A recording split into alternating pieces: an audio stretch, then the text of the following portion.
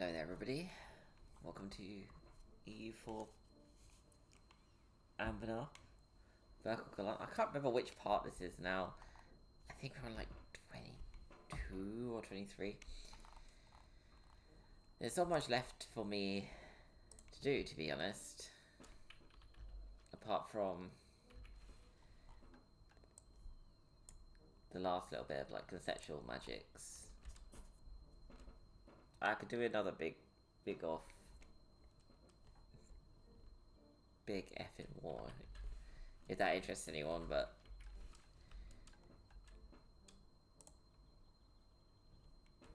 I'm happy not to do the war, to be honest. The last one with the sheer amount of dead was just crazy.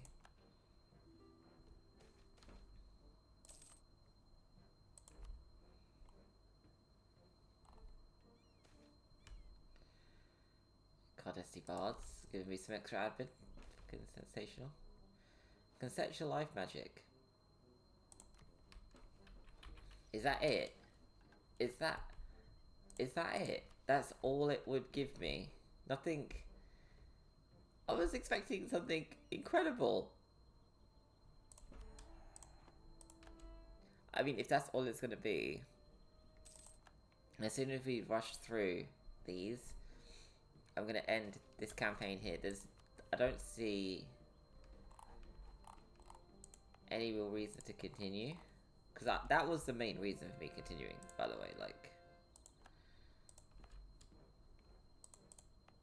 we've done the Mithril Workshop, we've done the Decanial Ivory, we haven't done the Gorbarad stuff, but kind of out of time for it.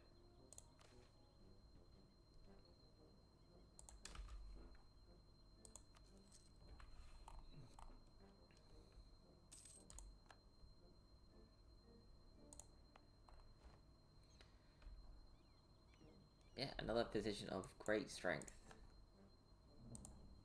of defensiveness, but when you can get to that point, on very hard at least, it's literally the end of the game. If this was on a normal, I probably would have just done a bloody world conquest at this point. That would have needed a lot of ships. Ships is something I do not have the patience for when playing dwarves.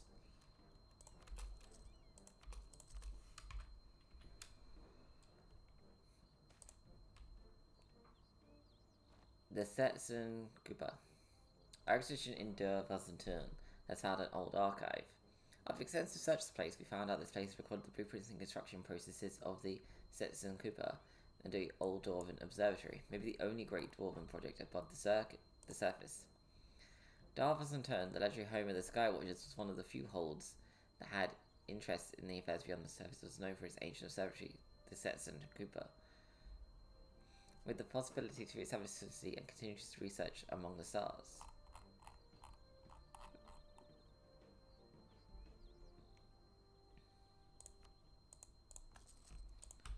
Okay, well, we just got given another thing to get some extra lore points from.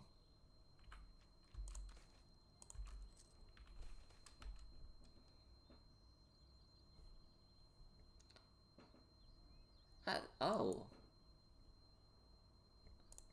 I'm right. I haven't seen vertical salt. Salt is vertical farms. Essentially, that's the only one that has.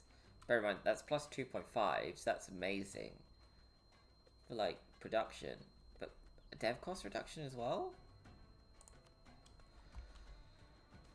That's actually incredible.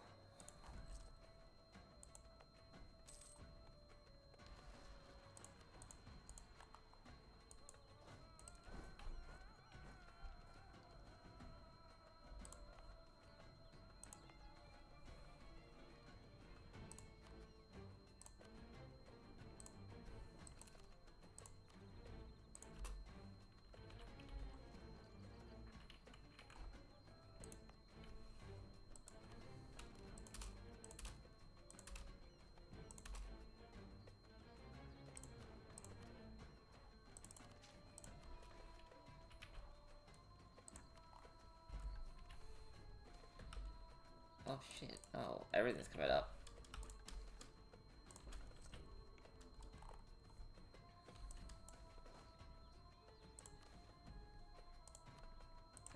Small clockwork seam rifles.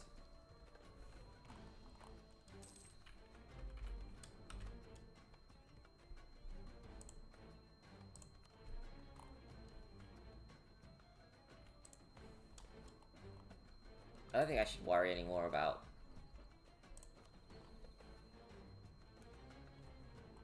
state houses. I don't think there's anything else that could be done.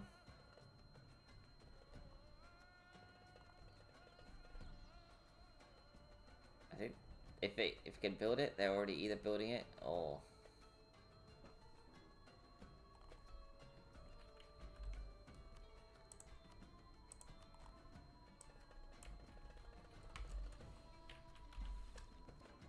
no, that'll be fine.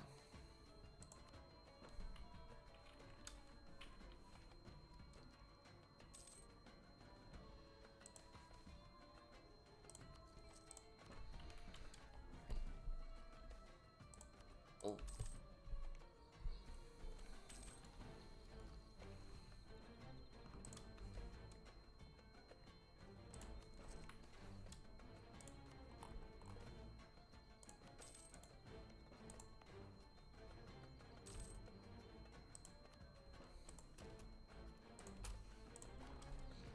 That's limited by certain things. It says limited?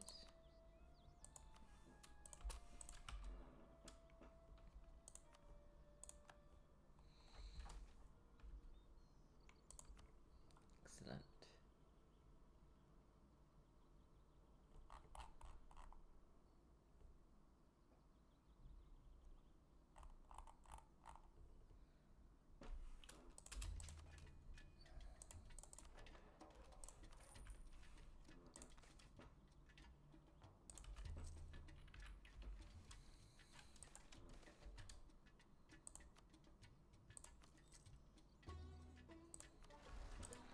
Fucking goblins.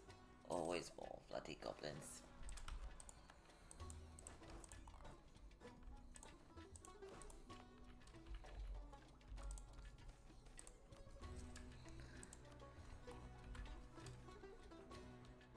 Sensational.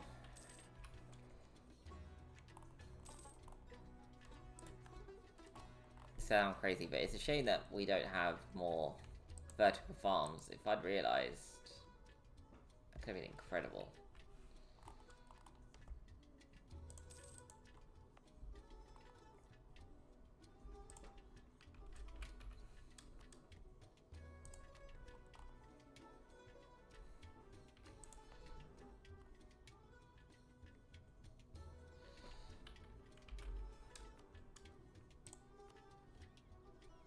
I'm just gonna keep going over and over my bloody gov cap at this rate.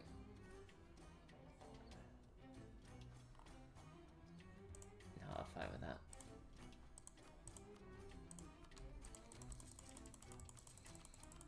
I'm a bit disappointed in the conceptual magics, to be honest. I thought they'd be something incredible.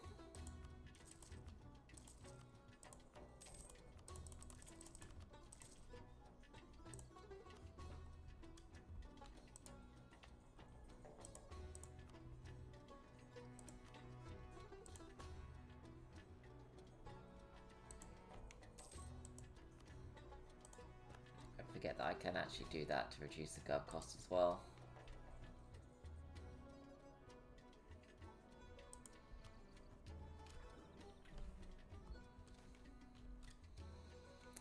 Million Crown Magpies. The while on palace duty, it's crucial for soldiers to maintain unwavering focus and avoid straying from their responsibilities, no matter the challenges they may face. However, yes, a few magpies or spirits disguised as magpies proved to be a distraction for some guards.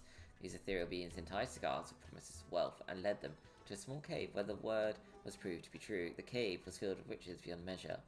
Remarkably, it appears that these spirits had no malicious intentions towards the guards. Instead, they acted with honesty, delivering on their promise. The guards have dutifully brought the treasure to our attention, and since we might find a way to show gratitude to these magpies for their benevolence.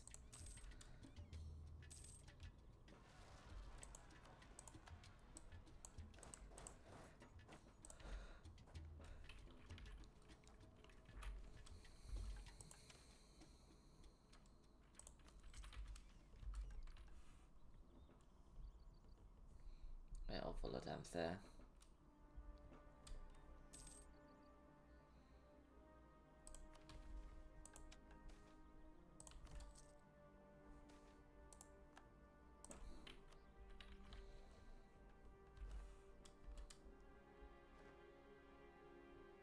It's just embarrassing.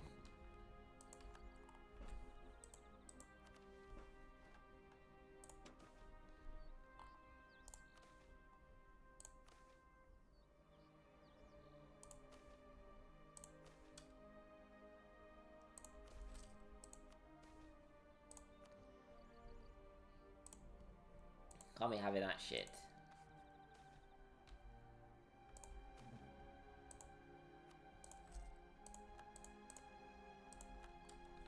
Oh wait, am I the last?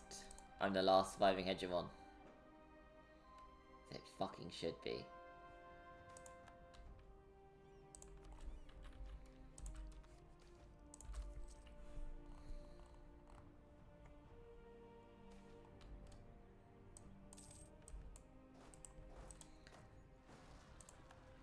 Oh yeah, we also killed the undead in the hold of Verkal.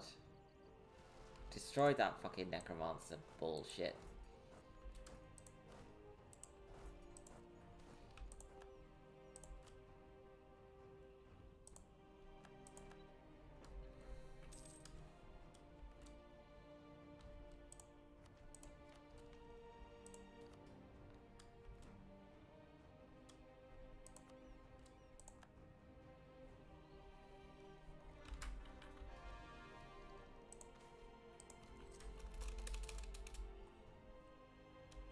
I think that was the last provinces I needed as well, or that I'd taken.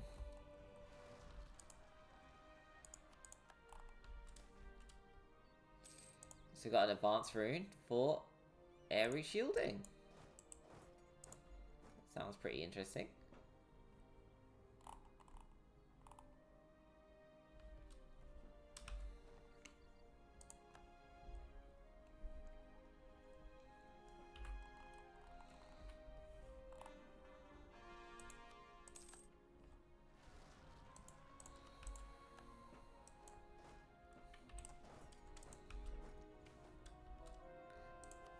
Fantastic.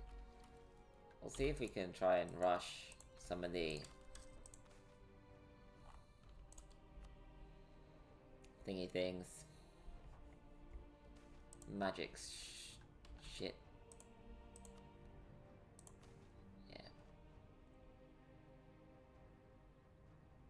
Death rune.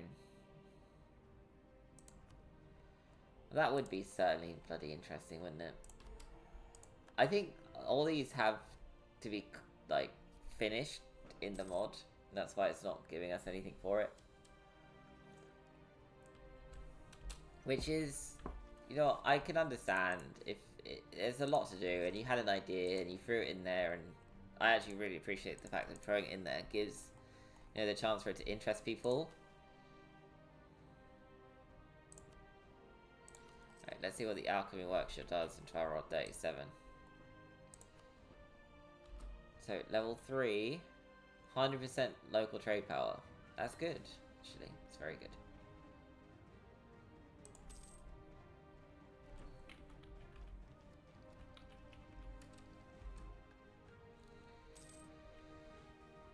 Hey, I want to quickly see what the other ones do. So we had level 3 Alchemy. Okay, we had level 3 Spanish. Nope. We could have a proc... Blah, blah, blah. I just lost the ability to speak. 100%. Yeah, so I think a lot of them are just going to be 100%.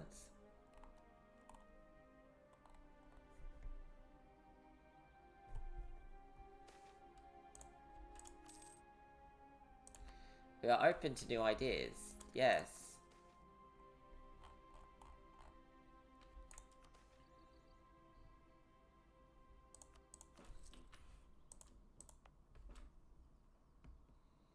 Dev cost minus 10%. Oh, yeah. When we play as Silver Forge, we're going to have to stack up as much of that as we can, thinking about it. As much as we can.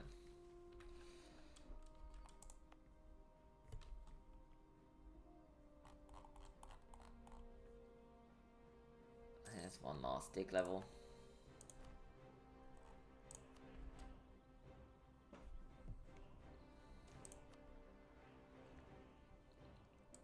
That was only because it was just a small chance that would happen.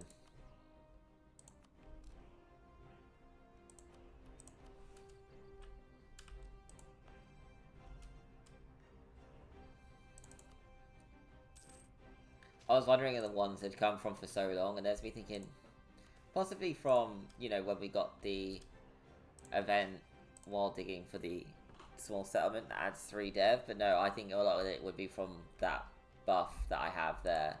Which I am going to be sorry to lose when I'm not playing as this one, because, obviously, go with military again. We won't be the Jad any other time. This was a special set of circumstances that I didn't expect to have happen.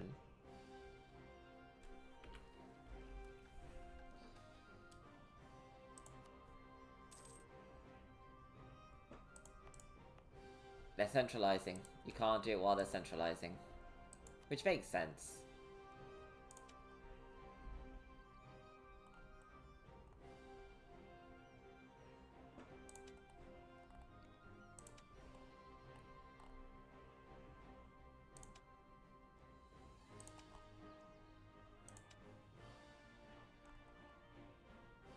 Jesus.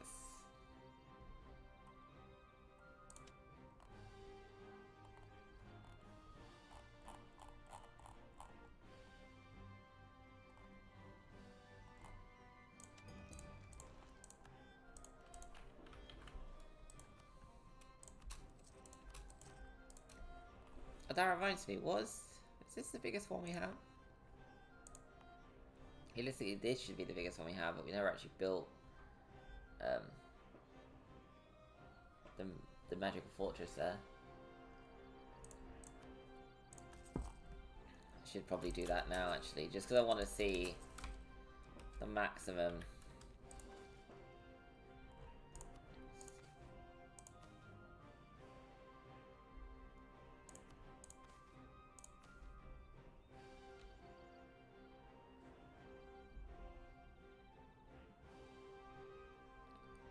Okay, just because I want this to hurry up. There we go. Immediately better. Should do that more often. Just fucking spend the money until it goes away or comes up with the shit I want. There has to be something special about Marhold, surely. Although I guess considering it is the one of 3 outside holds, that might be considered special enough, I guess.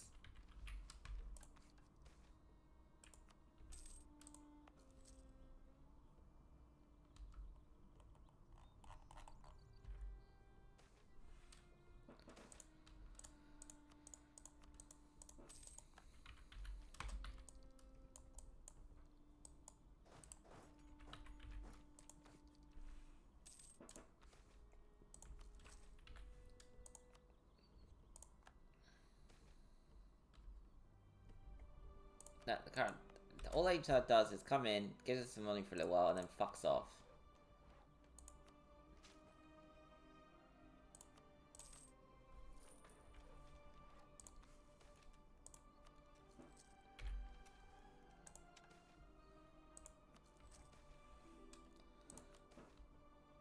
Yeah, that's going to be the case, I think. A lot of these, because we've been at this for so long, a lot of this is going to be unusable blueprints.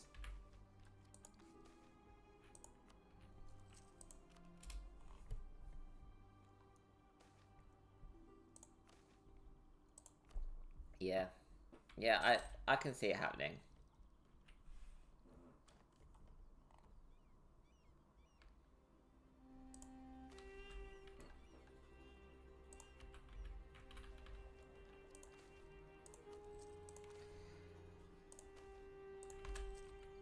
Right. You need to go to... Oh, I'm really glad you didn't kick off. Yeah. Shame about all the elves. Actually bloody impressed with the speed of the fucking digs as well.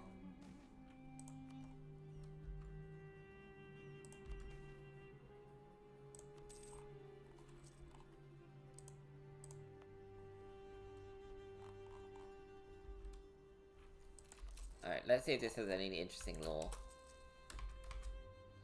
So after careful observation of the moon, we came to understand most of the moon's surface is full of Danestar. There are several holes and craters all over its surface, so we theorized that the moon was, and still is being, invested by numerous Danestar meteorites. The amount of wealth on the moon is probably enough to buy the whole world. Interesting.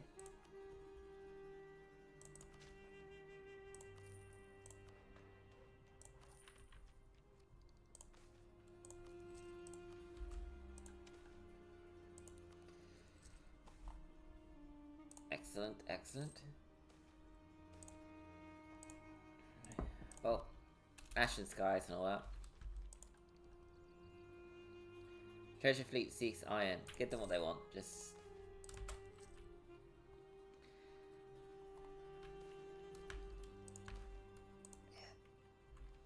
we are actually out of stuff for them to do.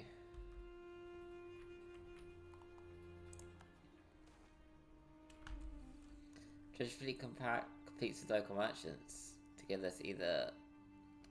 yeah, we'll take the extra produce modifier. I mean, it's not like we need it. It's the most money I've ever made in my life. It's not even the max amount of money I can make, because I could probably boost up to maybe 8,000 if I really wanted to. No, sorry, we're almost at 8,000 anyway. Yeah, probably boost up to 9,000 if I really tried.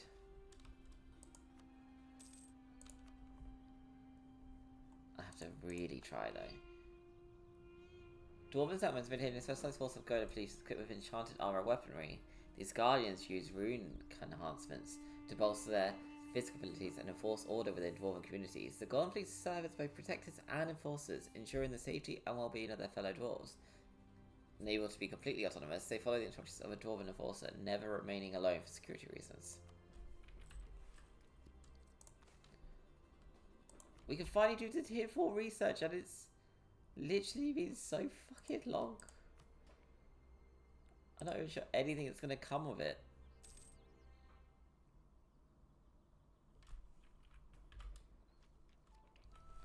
Which is such a shame. Pay them off.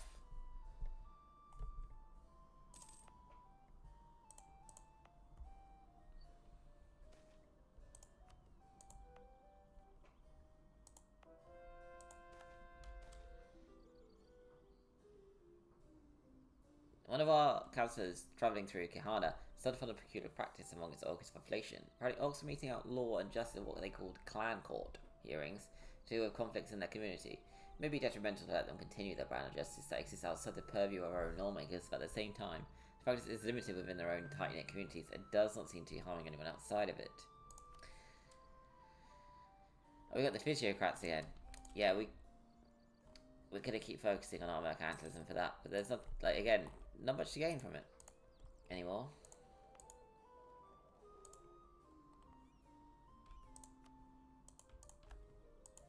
No, come on, do whatever the fuck you want, command with Dahi. Our ruler is not a renowned conjuration, yeah.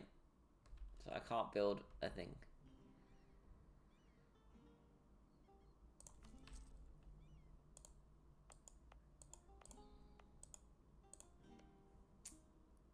I guess I could attack Opal Consard to force them to give me that land, but it's not really that exciting. What dig level do you need for this one? Oh, we could just do it as soon as it comes up. To be done, yeah. So we could do mechanics level 4. But we can wait and do mechanic death and then mana. I can't believe how excited I was for it to now mean nothing. It's just my bloody luck. Right. So, flickering candle. Love is a flame. At times, it is warm and comforting, at others, violent and destructive. It can be contained, bottled up, or allowed to grow until it is all-consuming. The comparison of love and fire is not a new concept, but the poetry of the Cardesti has a particular penchant for comparing the two. A Cardesti love ballad without at least some mention of kindling, ashes, furnaces, or some other blazing metaphor is barely a ballad at all, at least among more traditionally minded bards. Were one of these bards to write a song of the events of recent days, the metaphor of choice would be a flickering candle, a small flame upon a small candle upon a table, coated in finery under threat of smothering at any moment. A gold dwarf noble, desperately in love with the Cardesti youth, a requited love despite the two knowing each other for barely a week. Like all good love stories, it is not without drama. The Cardesti, though no fault of their own, cursed to ever wonder, and the gold dwarf noble willing to give up their inheritance to follow. And that noble lover's family, who refused to see their family names sullied, their inheritance muddied, their scion abandoning them. The sputtering candle of love finds itself in Brock Goldbeard's hands. The lovers petition for their sovereign's lesson. How is it this ballad shall end?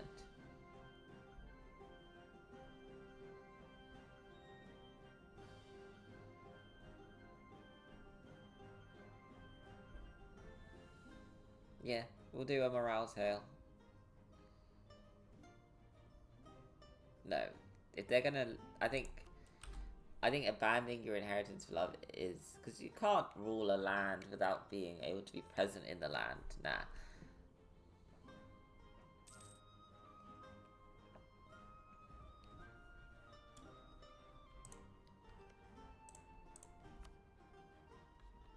Shit's going down. Everything's gonna break apart after this. I'm actually well excited for that.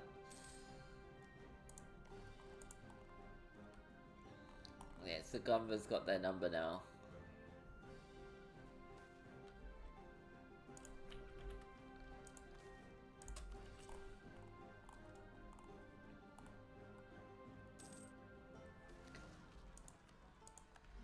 Once we dug out a bunch of holes, there's nothing left for me to do.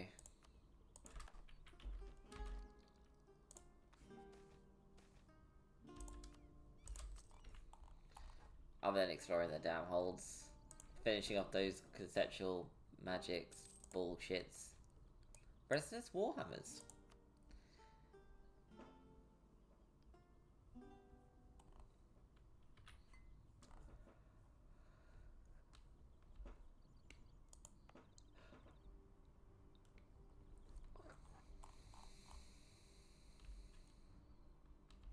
Alright, I want to see what that event is. Fuck it.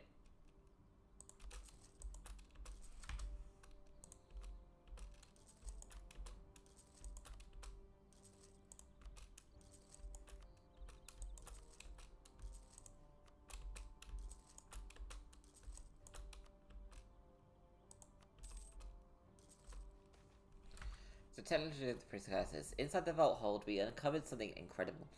Ancient technologies, long forgotten and locked up, manuscripts, manuals, books, and more filled with ancient knowledge written down by the dwarves of the old empire before the collapse. Much of technology seemed to be dated to the time of the War of Ages, but the dwarves fought against the armies of precursor elf Decaniel. The question now remains, should we formalize a branch of the state to focus on perfecting this technology?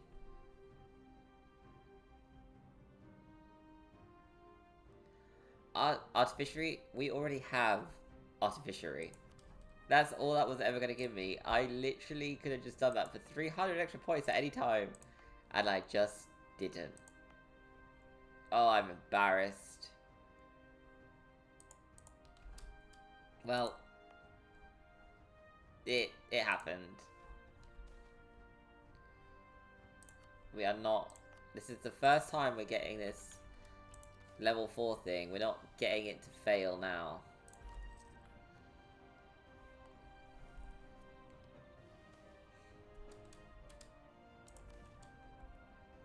Here we got this one again. I've seen all these clockwork ones now.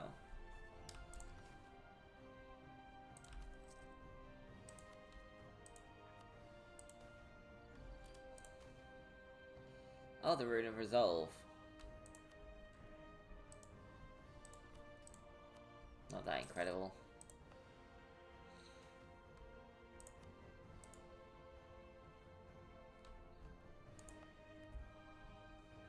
It's going to be that the reason why I was looking at this place, A, because that's bloody incredible, B, that's the last... No, is that the last one in this area that needs that? Is this one 120? Yeah, so yeah. So all 5 holds in this region are now going to have 120 dev or higher.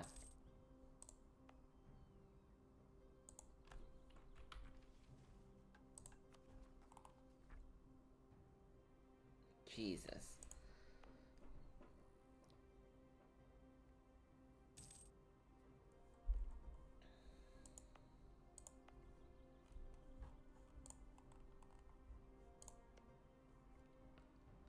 Oh, is Charlotte gonna win another bloody war? I should... Nah, I'm not in the mood to just start intervening and causing random nonsense wars for no reason.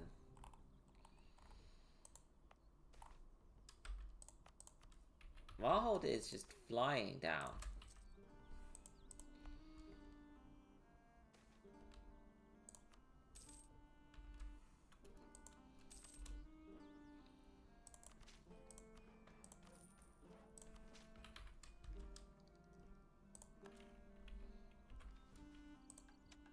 Keep fucking going. This is gonna be the quickest one that's ever dug all the way down to fucking the core of the earth. Or, Halan.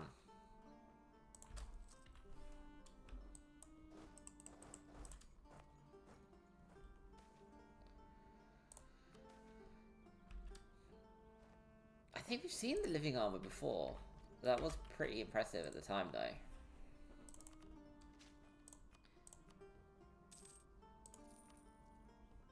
I'm gonna say if there's anyone that you guys should probably miss, it's this one.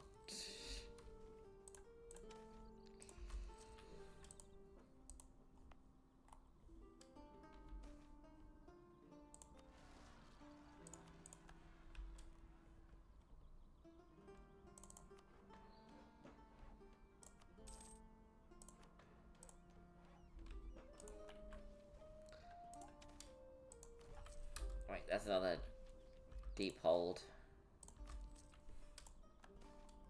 All of our generals are dead. Almost all of them.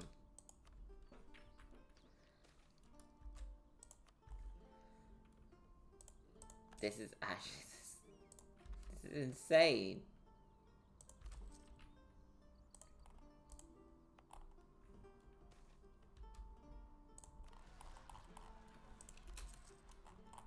Alright, let's see what other law we can get from this. So crazy, Your Highness, the restoration expansion process is still proceeding as intended. There is one issue. After seeing the Damestar deposits on the moon, some dwarfs are theorizing different ways to either reach the moon or bring in the Damestar down from there. Those were just theories, but it came from when the chief researcher decided to support one of the theories. He wants to use a strange resonance there. He wants us to use a strange resonance there in between Mage and Damestar to literally have Damestar meteorites come down to us. He literally wants to summon a meteorites. Based. That's it? That's all you gotta say? Fucking based? Oh my god. Right, let's dig this out. Wait, can I build the thing?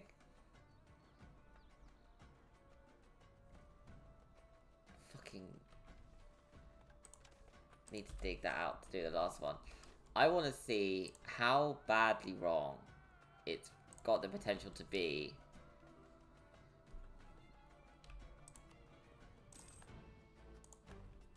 Because believe you me, calling a meteorite down is probably not a good idea.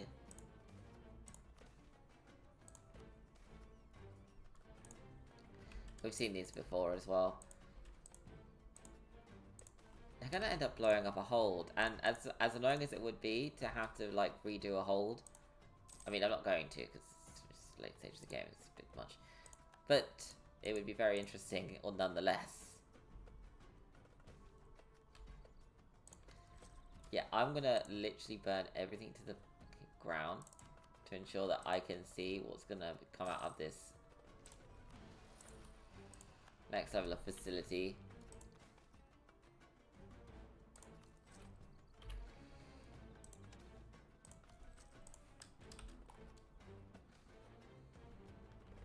So Baku, the Eater of Nightmares.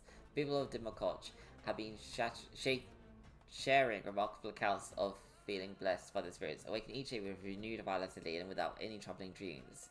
The storm is likely the result of a benevolent Baku having chosen to make its abode in the region. Though these beings are typically indiscriminate in their consumption of dreams, this particular one appears to have developed a fondness for the people and has presumed a protective role, at least for the present. It's bloody interesting.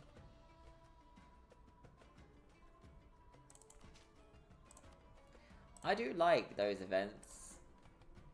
I do find them very, very, like, interesting. Oh. Heightened senses. Okay.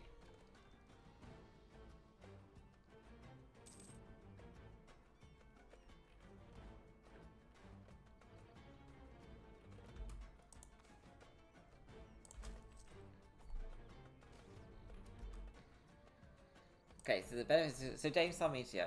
Quite the strange situation. We are in the throne room. In front of you stands the ex-chief researcher, a great man of science, now charged with the crime of killing hundreds and hurting thousands of his own by calling forth a Dame Star meteorite.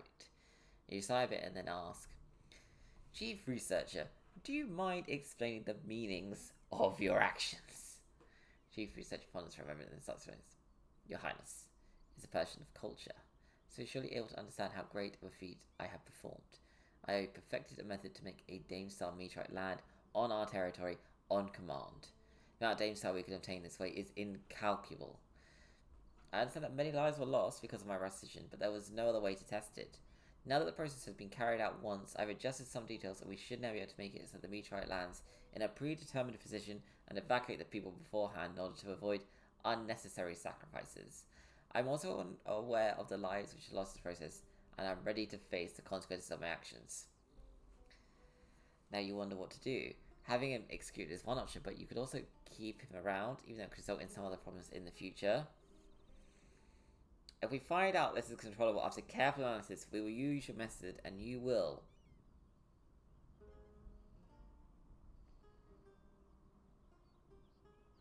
Oh.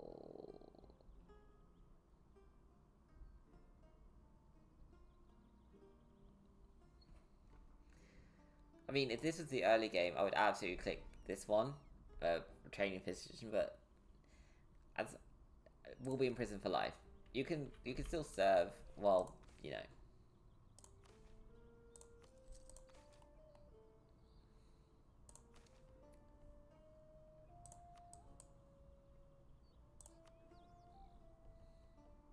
It must not be a hold, dwarven road, or cave, which makes sense. Needs to have at least 15 development. Well, that fucking doesn't. Oh, no, it does. That's just, I'm reading the wrong thing. Alright, we're going to click this, and I'm actually so worried, but we're going to click it, and we're going to see what happens. Ooh. More physiocrats. Right, transmutation is a legendary.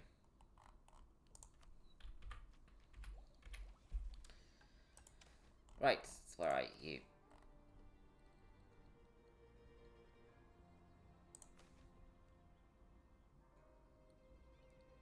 So we lose 100 admin and then... I don't know if that's worthwhile, because... It's 100 admin, so we need to last for another 100 months for that to be worthwhile.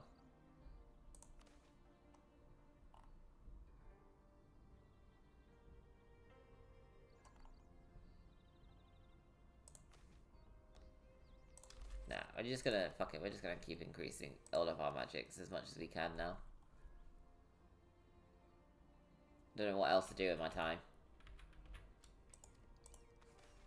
Keep hoping for interesting lore, I guess. 76.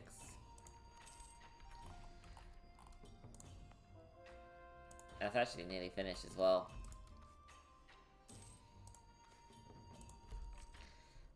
Is there anything special about Skomdir? Maybe because I haven't dug it out enough. Maybe there just isn't.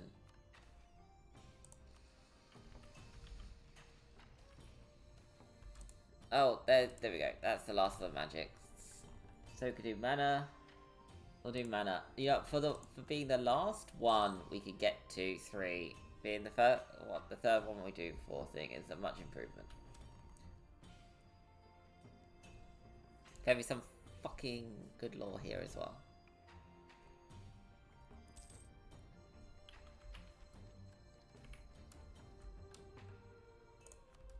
Efforts will be admired throughout the nation.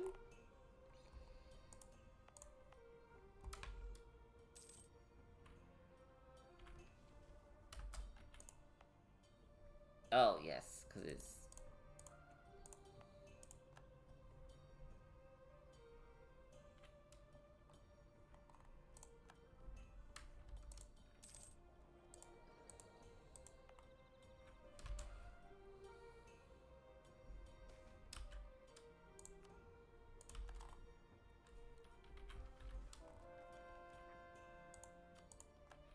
We're actually... How much dev have we got? 9,141. I wish there was a thing to show you how much development you gained through active development. Like, so instead of conquering provinces or colonizing to gain more provinces, how much you actually gain through just hitting the dev up button. I mean, I guess you can do this, so like 95 times. 114. I don't have time to do that for all of it, but that is bloody interesting.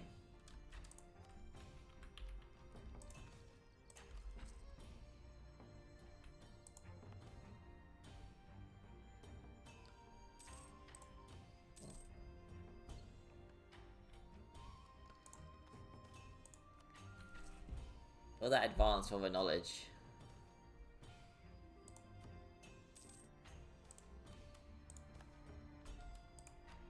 Just vague promises of reform. We don't need to actually do anything at the moment.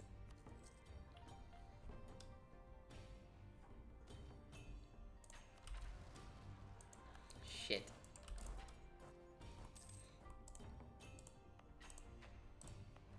May as well just upgrade all these now.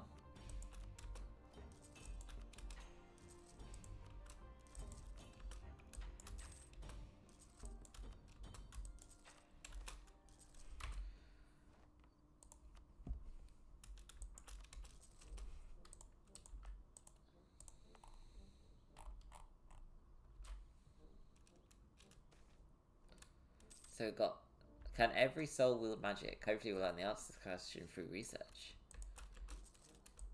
I don't see why not. Although, we saw from the Caniel's laboratory that the more magic you could cast, the less fertile you were.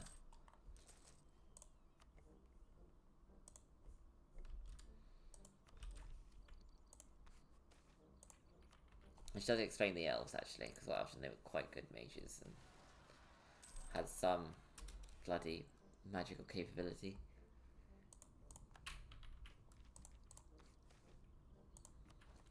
I'm literally gonna have the fucking description of this to say probably the most skippable one. It's literally just lore. Lore and digging. That's all this is. Lore and fucking digging. Cinder Seal, which you've had before. Maybe I'm not very new person friendly for my later ones, because I keep skipping over it, like particularly these, which if I had them before, I'll ignore them. Maybe I shouldn't do that. I should just read it regardless. I just feel like that would take a lot more time.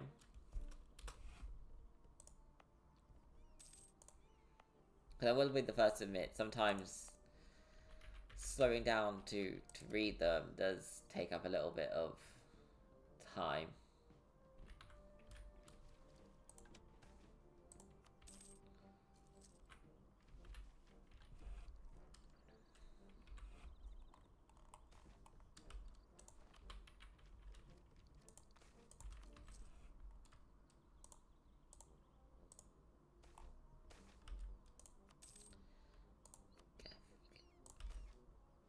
A broken rune.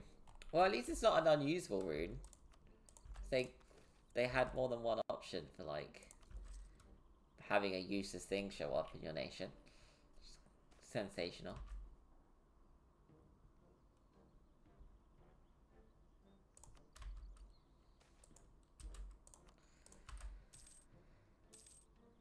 Maybe this is a bit unfair.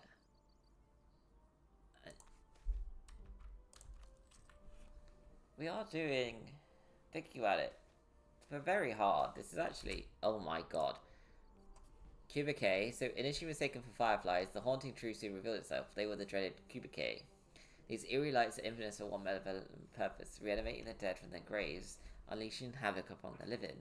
The reasons and mechanism behind this sinister phenomenon remain shrouded in mystery. When Cubicae sightings occur, disaster is imminent, and as the deceased rise from the tombs and launch indiscriminate attacks on people. In Shenzhen, such an alarming event unfolded, prompting the locals to urgently seek aid from the nearby garrison. However, the magnitude of the undead force was overwhelming, surpassing what a local garrison could combat. As a result, regions within the province are being evacuated hastily to prevent the scourge from spreading to other areas. Such actions are of utmost importance, for every victim of the Cubicae becomes one of these malevolent spirits, further swelling the ranks of this dreadful army of the dead. Time is of the essence, and we must act decisively before this rotting legion of death engulfs more provinces.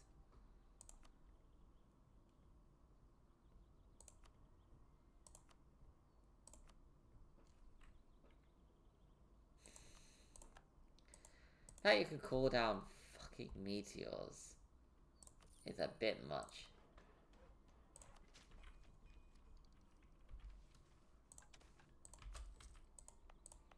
If I had access to that as Character Humble, let me tell you, every 5 years when you could use it, all of these would just slowly become Dame-style provinces. The boundary of Serpent's ultimately depends upon ancient urban engineering, terraces, canals, irrigation ditches, and even geothermal vents that heat the valley floor. These systems, while restored to basic functioning, still require extensive repairs and maintenance. The cost will be considerable, but must be weighed against the threat of landslides from broken terraces, drought from clogged canals, and upheaving geysers from broken fence. I think it's supposed to say drought. That was a lot of money. That was an incredible amount of money.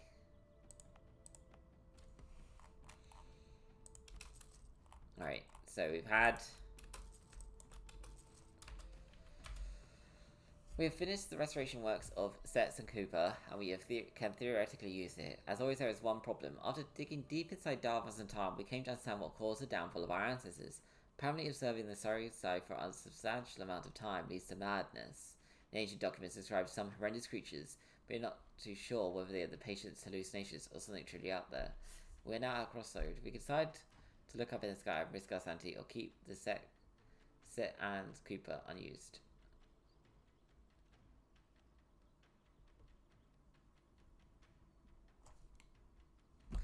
Damn.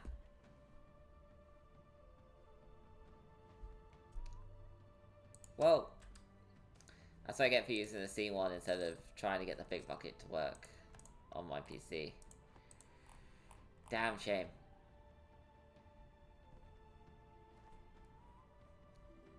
Give it, I think you'd have to give it a few months, and then the C1 will probably get updated to include that. It does... It's a little bit frustrating, because I was very excited. What am I doing? Why is that not?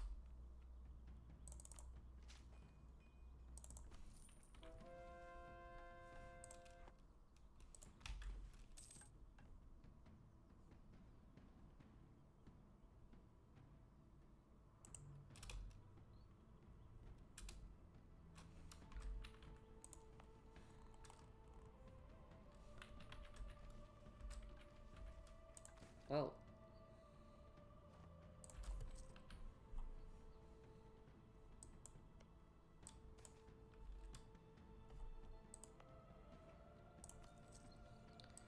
Right, so, has every hold turned into a mithril hold now? Is that what's happening?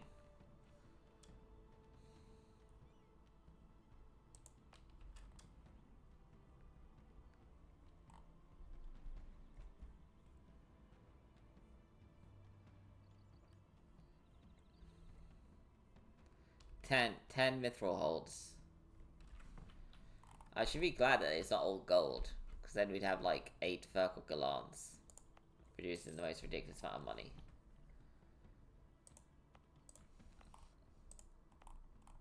Incredibly, Verkal is probably still my most profitable bloody area.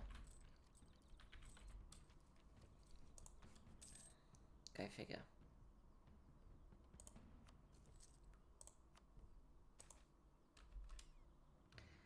Folktale and superstition. The illiterate peasantry is known for their superstitious nonsense. It looks like this time the Cardesi are at the forefront of peasant superstition in Galmorion. The locals are accusing the Cardesi of using forbidden magic to alter the future and bring misfortune upon the province. The local has solicited brought in the president that a continued president of the Cardesi could lead to further upheaval and unrest. Yeah, if they're gonna be the target of fools, probably best to let them move on so they don't get attacked by idiots.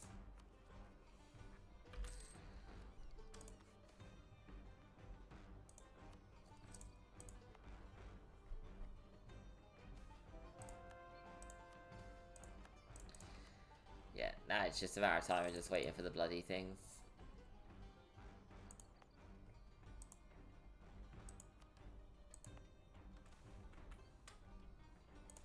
No, no, no, no, guys, come on.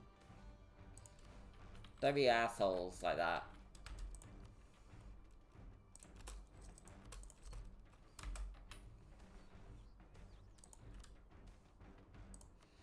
So, yes, every soul has the ability to utilize mana to an extent, but said extent differs way too greatly, so further research will be needed.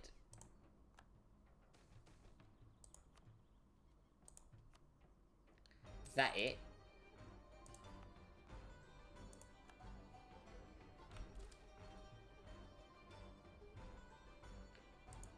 So Dame Star deposit exhausted.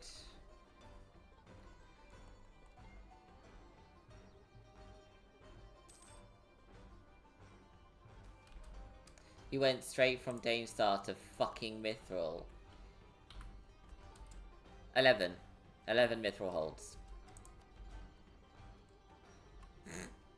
Sorry. It's just bloody funny. It's actually really funny.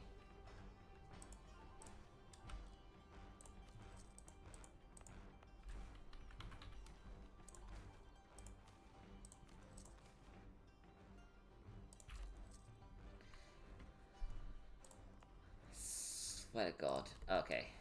I was fully excited to read the words Mithril will now produce this hold.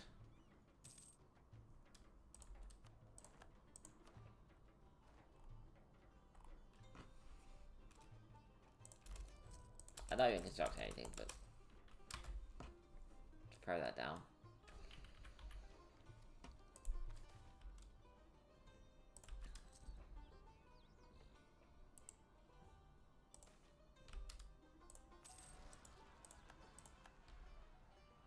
That is actually, for all the time I've been doing this, that's the first time it's doubled up the dudes throwing themselves at the wall.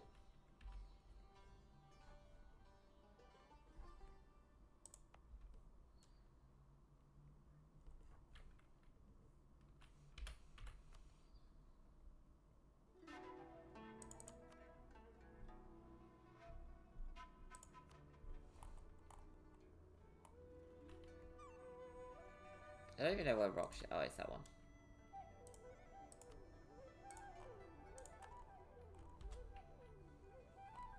Let's just see how quickly that raises development. There's nothing else to do now.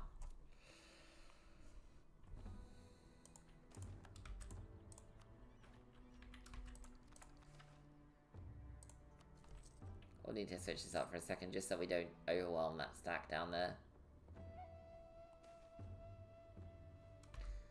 Unidentified humanoids are coming out from the depths. Initial testimonies of the soldiers claim that they are golems, artificially created machines run by magic power provided by the core of Danestar.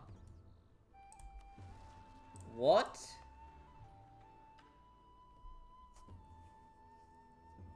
Okay, well, you're definitely gonna need a fucking dude to come over there.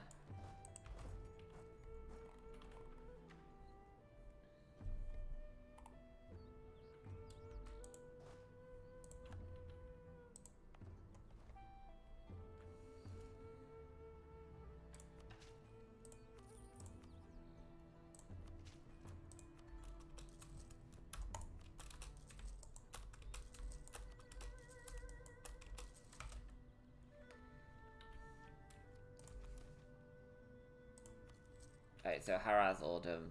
We'll go with military again. Fuck it.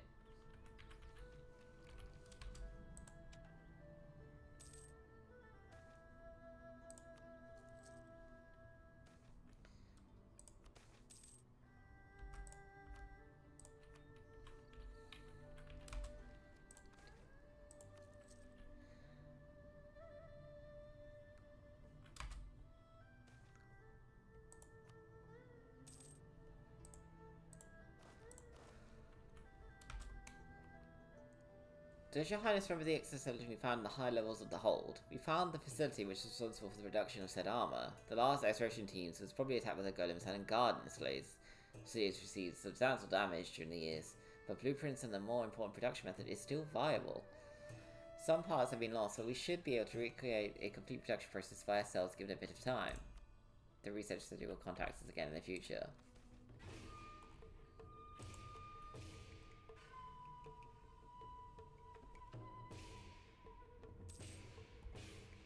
The fuck?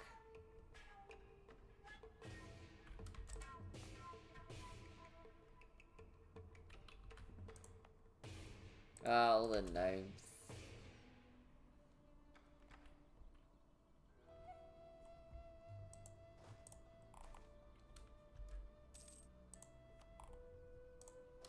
Did they just strip development out of Darvaz and Tarn for fucking True Forge Hall? I'm not happy about that. Oh, I'm happy about the research working out though, that's nice.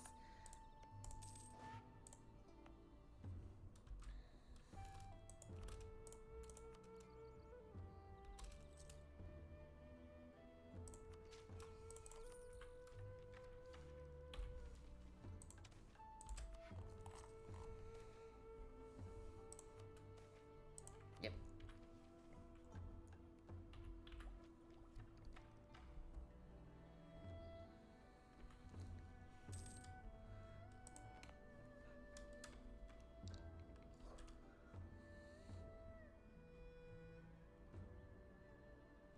Is that not a dev for you? Is that not enough? Right, let's see if there's an event that pops up once this is done.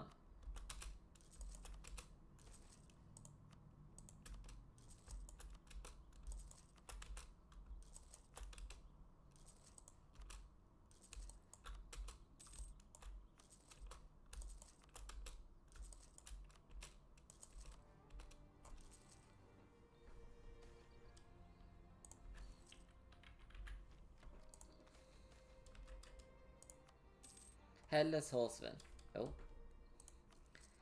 For over a week, a chilling spectacle has haunted Marazundo. A sunset headless horseman emerged from the depths of the forest, galloping through the streets. These terrifying apparitions don jet black armor, their bodies mere wisps of smoke. Strangely, they seem incapable of causing physical harm, as reports suggest they pass right through people without tangible impact. Nevertheless, the terror they instill in the residents is genuine, leaving them demanding urgent action to expel these ghostly figures from the forest. The fear and anxiety grip of the villagers have reached a breaking point as the eerie nightly visits persist. The community seeks respite and a solution to end the haunting. Yeah, they're made of smoke, man. I'm not setting fire to the forest, so that's just a fucking gross mistake. So, the facility has finally put together a complete production process. Implementing this will cost a considerable amount of money, maybe permanently increasing our military expenses. It's all up to you, Your Highness.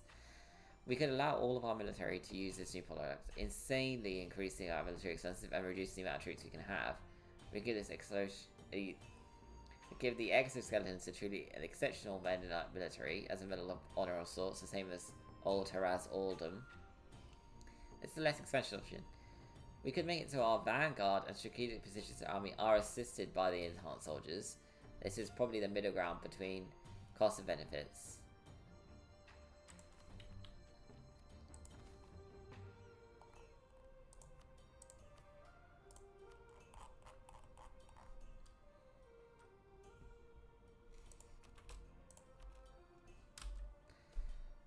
Alright. My president, we have research from EU4. The first of the project is complete. The major mold has been fully filled. The heavers have been taken down. And the magma has cooled. There is now a wall of sheer basalt extending across the horizon of Uvalate. It is a majestic sight, even if it's unfinished state. It is, however, not very practical. We must now muster our masons and carvers to proceed to the next step. So someone must now be carved out of the rock.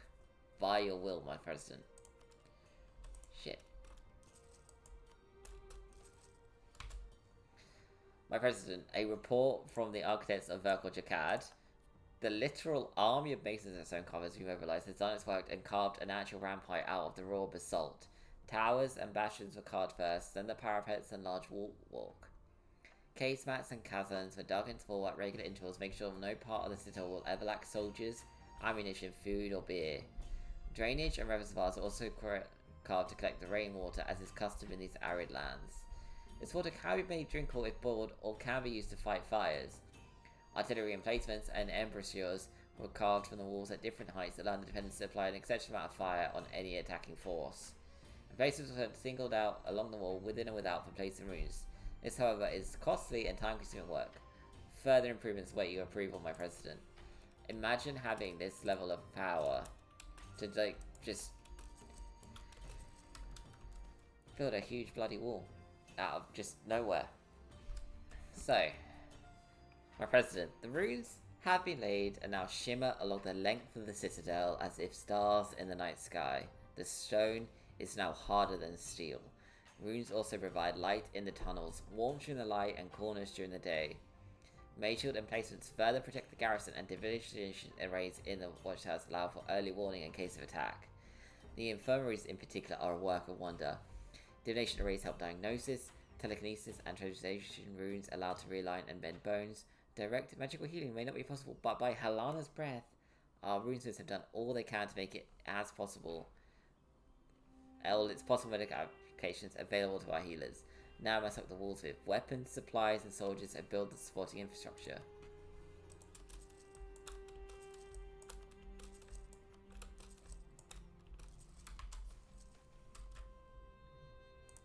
Yep. So, Verkal is complete. Every artillery emplacement is armed and manned, and every cavern is filled. The casemats are stocked with powder, cannons, bullets, food and drink and medicine and spare weapons fill the store, dotted all along the walls. Great cannons worthy of Kanzadi fortifications line the bastions at Dotar Grand Citadel, crewed by rune-powered basalt golems. To carry all this heavy equipment into place, 3 rail lines had to be excavated inside the wall itself, along with 70 lifts all along the length of the wall to manage vertical traffic. 6 main rail junctions and 12 lesser junctions ensure that supplies, ammunition, and 12 power can travel at speed all along the wall to either relieve or reinforce any section that is attacked. One Magni Ironbeard, a Barudi runesmith and architect, has proposed and implemented an ingenious idea, turning many other prospective water tanks, of which we had far more than we needed, into magma reservoirs instead, making good use of the reheating runes that supported the first steps of this project. Now, should we be attacked, specialized drainage pipes will be able to douse the attackers with molten rock.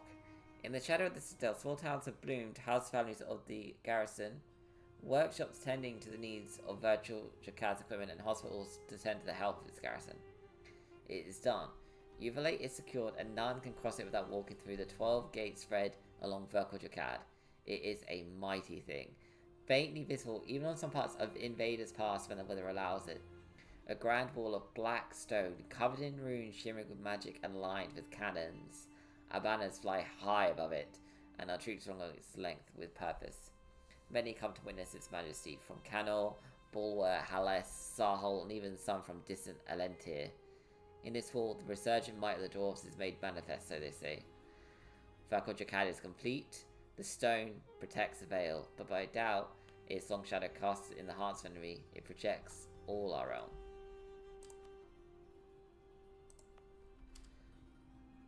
Yep.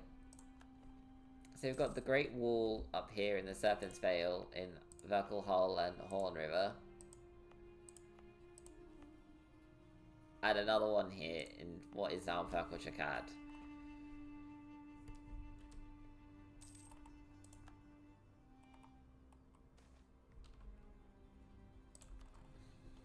Incredible.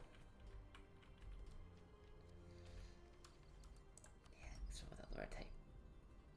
I don't mind if we come up bloody... Which Witch King again. I'm fine with that. Witch King for life.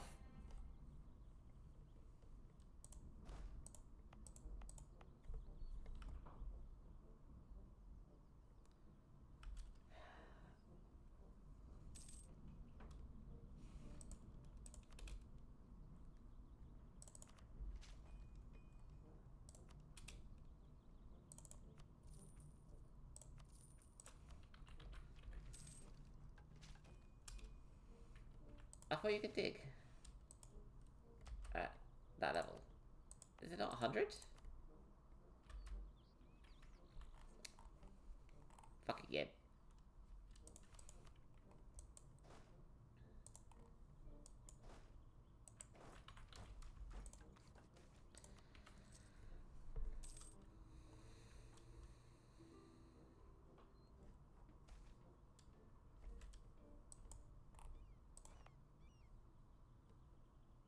Absolutely not.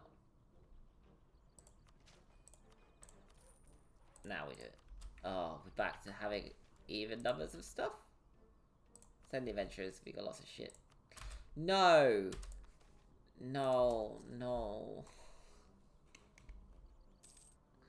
Alright, well, I'm just gonna throw that one under the bus. That's never gonna fucking happen. Bloody research bullshit. Thank you, Miss Rondell.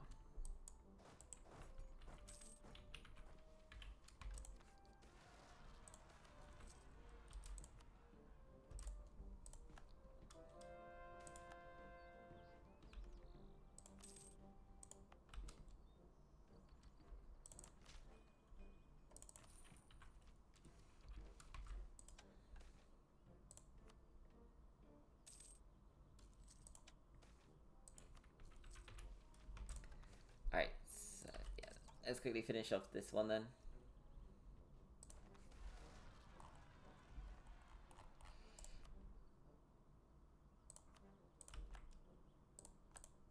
Oh no, I'm so scared of these poor shitty orcs that actually don't do shit to my nation anymore.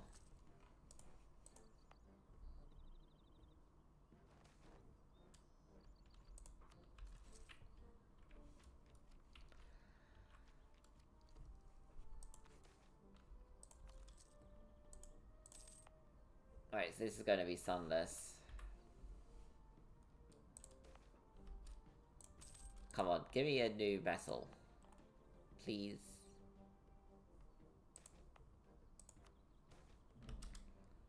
Half's blood.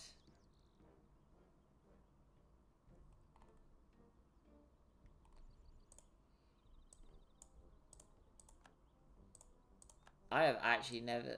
Okay, so that's gotta be new, because I don't recognize it. So, veiled in the profound depths of the surface of the mountain lies Half's Blood, a mysterious and ethereal matter that defies comprehensions. It sounds familiar. Its mechanical properties bear an uncanny resemblance to the elusive Quicksilver, with its liquid-like fluidity and a tantalizing silver sheen that seems to dance with the inner light. The origins of Half's Blood remain an enigma, shrouded in the mystic whispers of the mountains. Its discovery is rare, and those fortunate enough to encounter it are left in awe of the unparalleled affinity to mana. Also, it seems to pose an inner energy resonating with the very essence of magic that permeates the world. What makes Half's Blood truly exceptional is its incredible conductivity of electricity. Crafted into weapons, it can channel lightning with unprecedented precision, making each strike an arcane display. Armor forged from Half's Blood seems to weave a protective aura capable of dispersing magic attacks with an almost sentient awareness. The scarcity and enigmatic nature of Half's Blood make it the most exotic metal in the world. Those who study the arcane arts seek for its potential in crafting artifacts of unimaginable power, yet little or nothing is known about the true depths of Half's Blood, leaving adventurers and scholars alike captivated by the mysteries concealed within its alluring, liquid-like form. Cool. That was actually quite cool. It's better than just having the standard mithril, adamantium stuff. Right, well.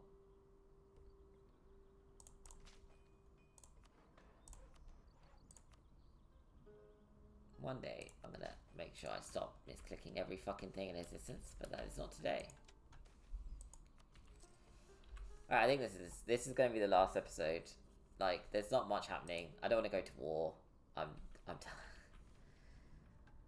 that last coalition war did take it out of me a little bit. Okay, so the arcane, after some time of stable fundings, our mages managed to achieve substantial breakthrough in the arts of arcane. So that was it. That's all that did. Nothing truly spectacular. Just is.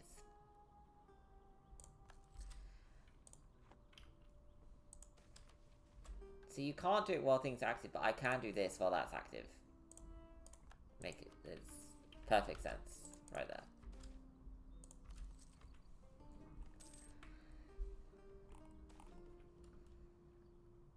there. It's knowing my luck, it's gonna immediately pop out Mithril as soon as it vanishes. Feel it in my bones.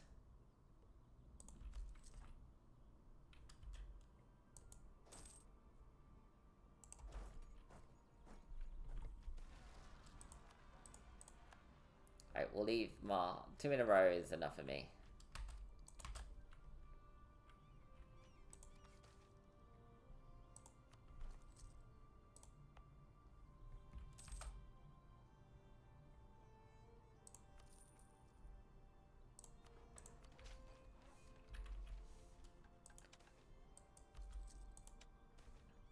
I don't care about Bladebreaker Pass, to be honest. Oh, incredible. They found fucking nothing. Come on. No orcs, please.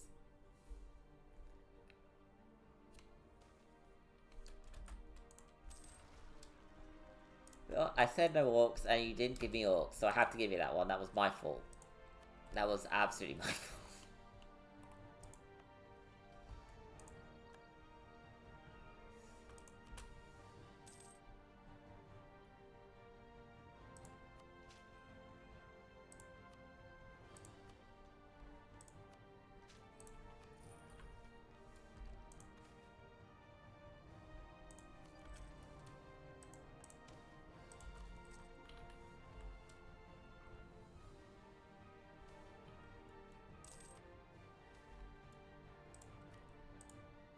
Yeah. It makes sense. We've reached the cap at everything at this point. Or the depths of everything, I guess, is the other option.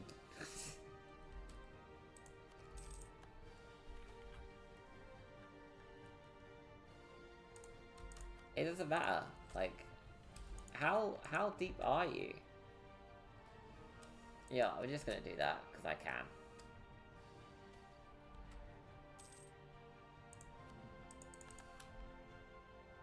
Question is, are they going to be willing to reforge the coalition?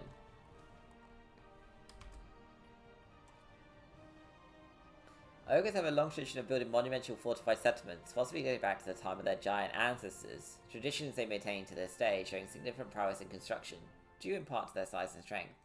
This is not simply a choice of style, as it's blatantly clear ogres are rather tall fellows. With an imposing height of at least 10 feet, they possibly need large dwellers and other races, and often find such awkward situations for living in our cities, due to their blundering frames. In hopes of remedying this, a delegation of ogre master matrons, architects, and nobles have presented the court with a proposal for a series of sweeping reforms that concerns the construction of the realm, in order to accommodate to the needs of the growing community. Aware of the seemingly daunting cost, they assure this style will not only favour the race, but also our reputations as patrons of the arts. Yeah, sure.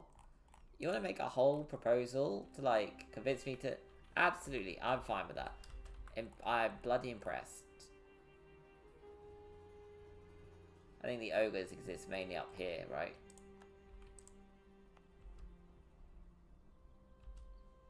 I mean, it also helps because trolls live there as well. Dwarves living peacefully on side ogres and trolls. Still hating the goblins and the orcs though.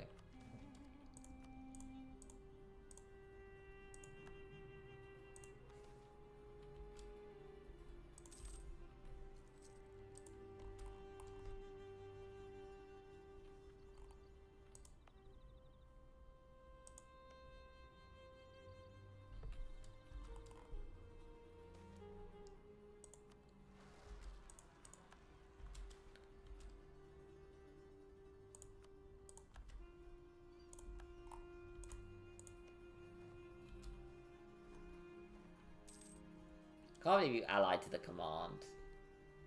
Very disappointed in you, Khazad. Very disappointed in you. Alright, we're gonna...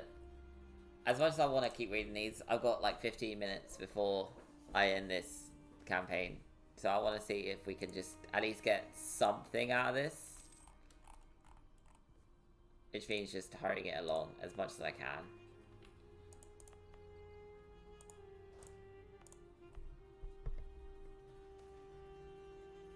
So, many engineers have come to the same conclusion. If we want to enhance the mechanics, achievements is the only way to implement magic in our machinery. They have come up with some promising projects using a Dame Sarkov ally as a sort of power source. We know of Arcorp already. We know of that. There's something we currently do use already.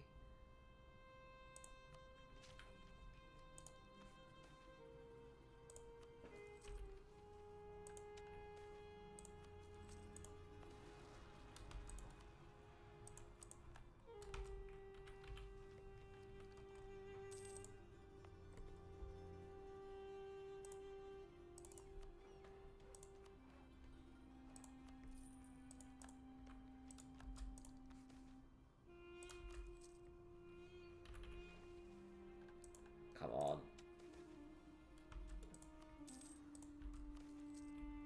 Impact amplifier sounds pretty cool. Put that on a few weapons. Turn them into bloody nightmares. Oh my god, everything's exploding. Rogeria is just ripped out, Baran apart. They're pushing into Marhold. Oh, it's incredible. Iridium's falling as well. I mean, technically they're just there as an ally, but still. Counting it.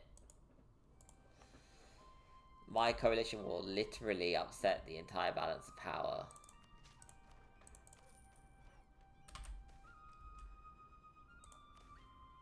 Ooh. Clock electric gauntlets. That is a set of words together that don't actually make sense.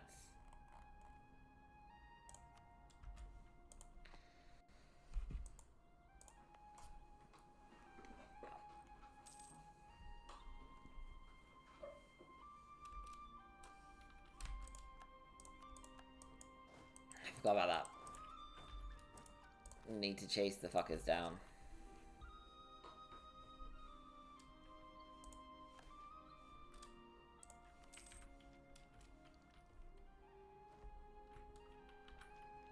That's it. I am glad they updated it and reduced the amount of gold you gain for doing the... They standardized the gold gain and the gold spend. Because before, we would sometimes gain like 20,000 gold at like dig level 4 in the hold. If you come across like a metal vein or something. Which, while great at the time, I do realize now, suddenly being like just before the 1500s and then receiving 20,000 gold is a bit mad.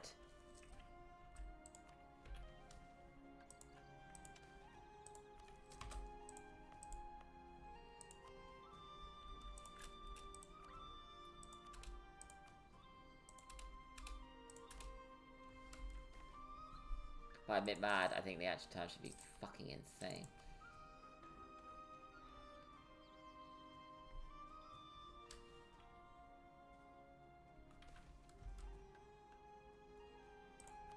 Fucking tin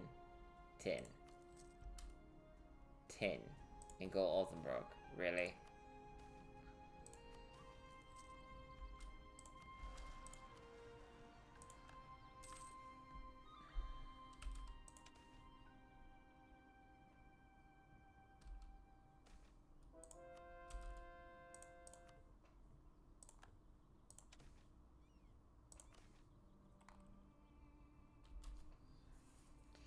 Alright, I want to try out this foresight thing.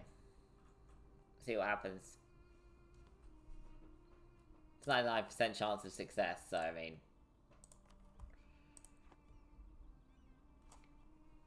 Can't hurt.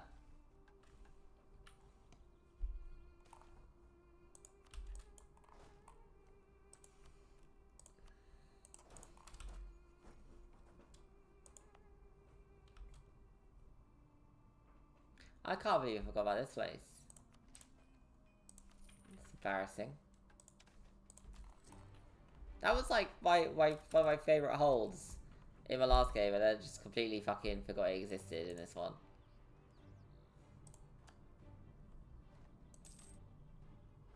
Embarrassing. Right.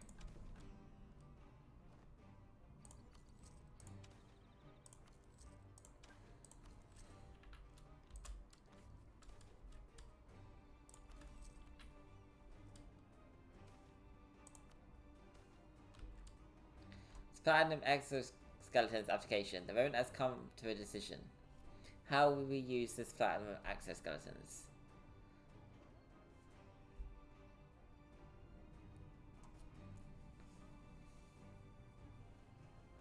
Infantry combat ability 20%. Fuck it.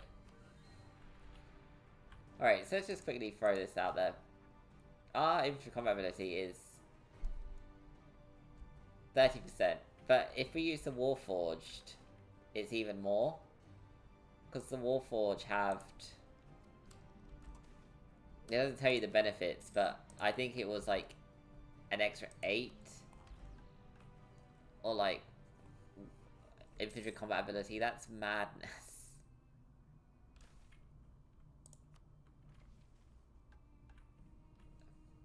Absolute crazy. Also, the one thing that I haven't done in this, and it is mildly vexing, but I'm just sort of ignoring it, is this. And I don't know how we get the Abyssal. I mean, it's the deepest it could possibly be. I don't know what we need to make it deeper.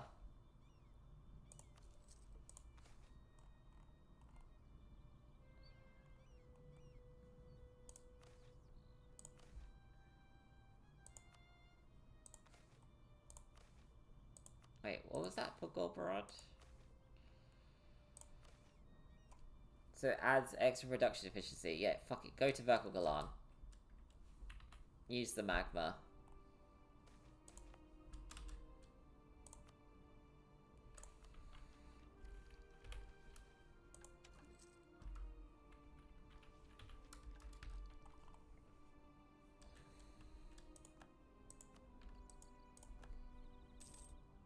Oh, they're gonna end up getting finished. Sagumba's at war again.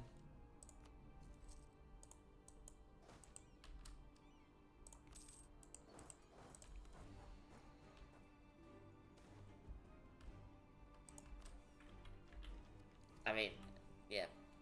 We're done here. I just want to see how many holds we can get up in the next 6 minutes. And then I will immediately be starting my next one. I'm gonna actually film it today, maybe in a couple hours, just because I can. I might, oh, maybe I should wait for Mechanics 4 to finish regardless.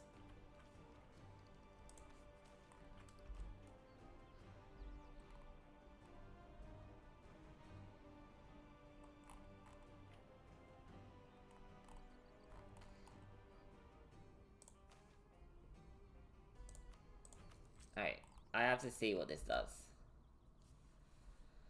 So that's just more local dev cost reduction. So you could literally, if I'd been smart, they could just be stacked everywhere. Particularly on the Mithril and Danestar provinces. With everything else just slowly making everything at least 30 dev. Although I'd be way over my bloody gov cap in that case. The fact that technically my governing capacity is that when my actual thing is this is huge.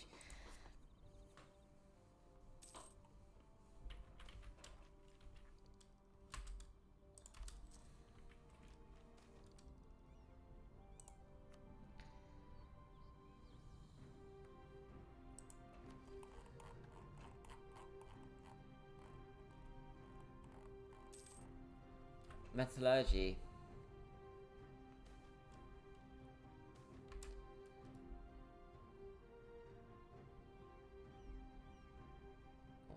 So basically, our biggest artificers guilds are taking on less personnel.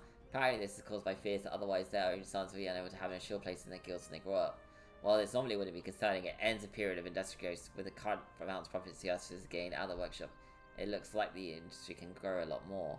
Some suggest we should end this nepotism by forcing artificers to take on more personnel. However, this is heavily opposed by the representatives of the artificers, who see this as an unjust intrusion in their internal affairs and claim it would lead to ineffective hiring practices. As a third option in this problem of underproduction, we could sponsor brand new workshops indebted to us. Yeah, go around them by sponsoring new workshops. Fuck your nepotism.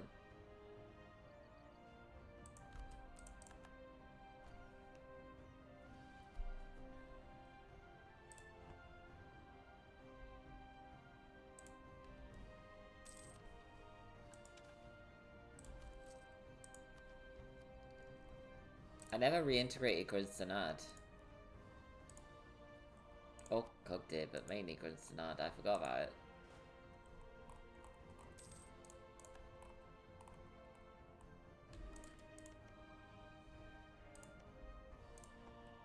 They've had nothing to do but dev. And did they dev in their strongest problems? No. They wanted more Serpent Bloom. Are you guys fucking nuts? I could sort of get behind the cloth. Cloth isn't a bad shout. I guess they've been ramping up autonomy for some bloody reason. It's embarrassing for them.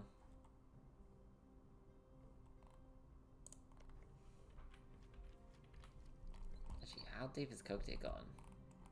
Because I'm sure they've been digging themselves out. They digging themselves? Yeah, they're digging themselves out.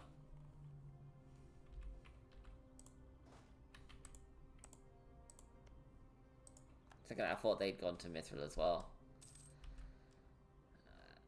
Yeah, we'll go and fight the Walking Dead. But yeah, I think that's it. I don't think any more holes are going to quickly come up.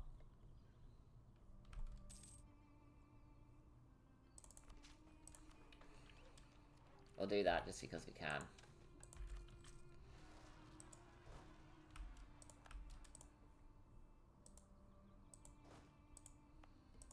I mean, we had troops there. What did they expect to have happen?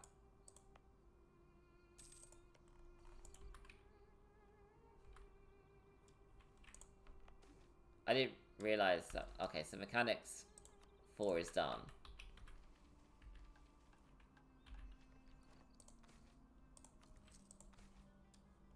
And just because I want to see what this does quickly.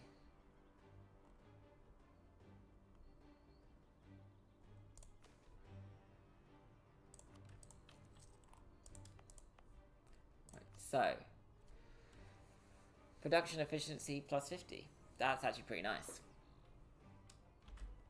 Alright, so, we're going to call it there. This is the end of the...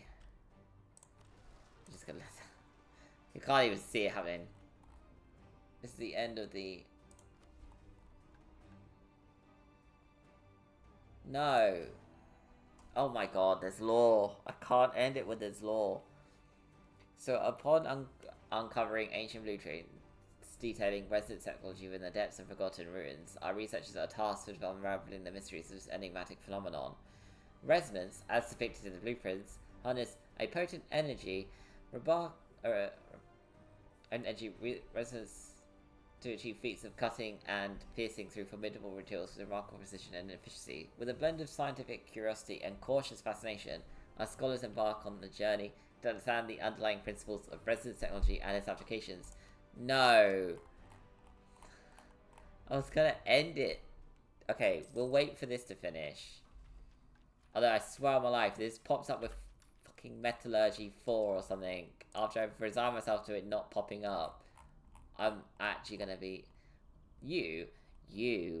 This slowed us down entirely for all things.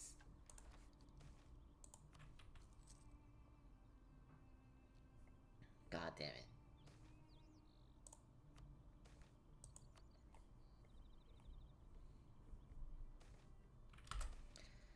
Right. We'll save it quick because we got lost. So building upon the initial analysis of the resonance blueprints, our researchers now delve into the realm of experimental resonance harmonics. By constructing prototype resonance chambers and energy conduits based on the blueprint schematics, our scholars seek to replicate and manipulate harmonic frequencies to observe their effects on various materials. Through controlled experiments and simulations, they aim to elucidate the intricate interplay between resonance, harmonics, and material properties, inching closer to unlocking the secrets of resonant technology's formidable cutting and piercing capabilities. Come on, guys. Oh.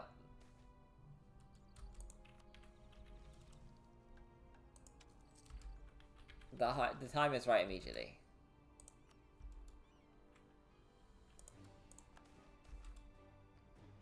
Adventures have destroyed the zombie horde. Magnificent.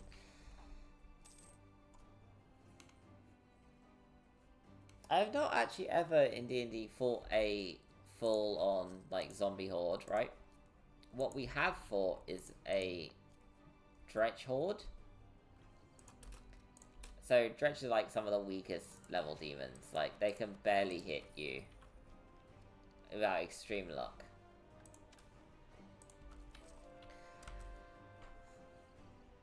Arsenary. So, what happened in a game is there was 4 of us at the time. Yeah, there was 4 of us in a tunnel. And we got surrounded by these stretches. And our DM, instead of letting us fight, which obviously, when you're surrounded by 100 things, it might seem a bit pointless. But with it being a tunnel, I think it was 3 wide. With 4 of us, we were walking 2 by 2. So it was just one. So what would happen is, we'd end up only having, I think, 7 or 8 around us. I can't quite remember the map. But they had range. So technically then the line behind them could also hit, but only the line directly behind, not the diagonal behind. So we could realistically only be hit by about, I think, 12. 10 or 12 of these things max around. Because the rest of them all are out of range. So I was thinking, we can fight this. Like, we hold them in position. We've got a cleric who's currently got their magical up. I can't remember the name of it. Guardians. So Spirit Guardians, I think they're called. Or something like that. So the ones that deal constant damage to everything around them. So that was up. And we had a wizard, a paladin, and a rogue. So what I was thinking is, we hold the position as best we can. Like, the wizard cast, I think it was blur or displacements. They were taking, like, 50% miss chances. The rogue had quite a high AC because their dex had hit 20. The paladin, obviously, full plate, and the cleric was full plate as well because they were cleric of life. So all we had to do was hold our position, the cleric keep up his spell. Sorry, 1 second. As our researchers delve deeper into the study of resonance technology, their attention turns towards unveiling the secrets of harmonic frequencies. These elusive frequencies, depicted in the ancient blueprints, play a pivotal role in the manifestation of resonance phenomena, dictating the resonance effects on materials, enabling precise cutting and piercing capabilities. With meticulous analysis and experimentation, our scholars endeavour to decipher the harmonic frequencies and unravel their influence on the resonance process. So I was like, so yeah, we only had to hold position, try and keep ourselves alive. The cleric can still cast non-concentration spells while holding the concentration up for his Spirit Guardians, which is dealing, because he was surrounded, a ridiculous amount of damage. Or at least that's what I wanted to have happen. And it should have happened that way. The DM said instead, there's too many, you're immediately overwhelmed, you go down. And I'm like, excuse me? And they went, yeah, they all attack you at once, a stupid amount of number hit, there's no way you're surviving. And I'm like, how the fuck are the ones in the back who can't reach us hitting us? How are they making attack rolls? And he went, we're not doing this. Like, I appreciate where you're coming from, and it would have been a lot of XP, even though they're all weak creatures. But you can't just say, nothing you do will work. That is not a fair thing to say. Like, it was vexing. Because we had a plan. We had an idea of how to deal with that situation. Because we had been surrounded by a group. Granted, when we say surrounded by 10 orcs, in a similar situation. There's 10 versus 100, so it's a scale of like. But I genuinely believe we could have won that. We could have fought, and we could have held, and maybe I would be proven wrong. Maybe the wizard would go down, his displacement failing. The rogue, maybe as well. That's if the cleric can't keep up his healing and his damaging spell anyway.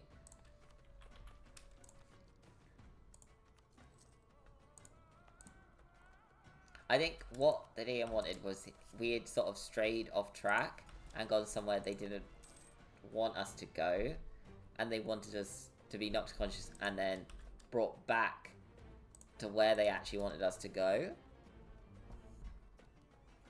I don't like that way of doing it though. Like, in my honest opinion, if it's like the illusion of choice.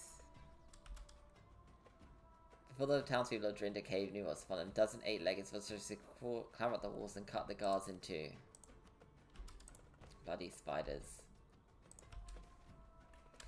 So after years of relentless pursuit and tireless investigation, our scholars have achieved a monumental breakthrough in the understanding of resonance technology.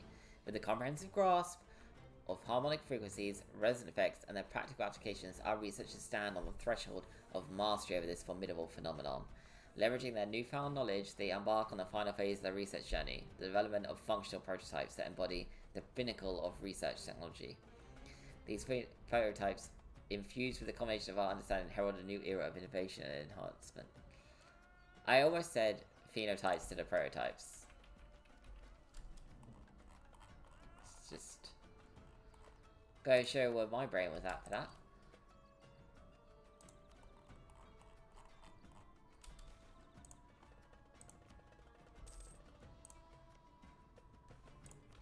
Great work.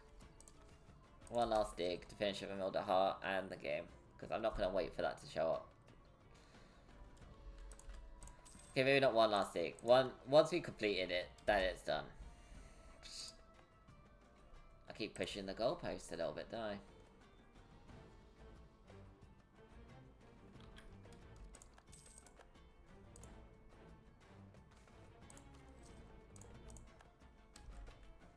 Doesn't matter. This is almost certainly... I'm quite glad that actually came out. So... this time, because there's no sudden appearance of lore for me to read, we are done. Let me just quickly... wait, there is more lore. Oh my god.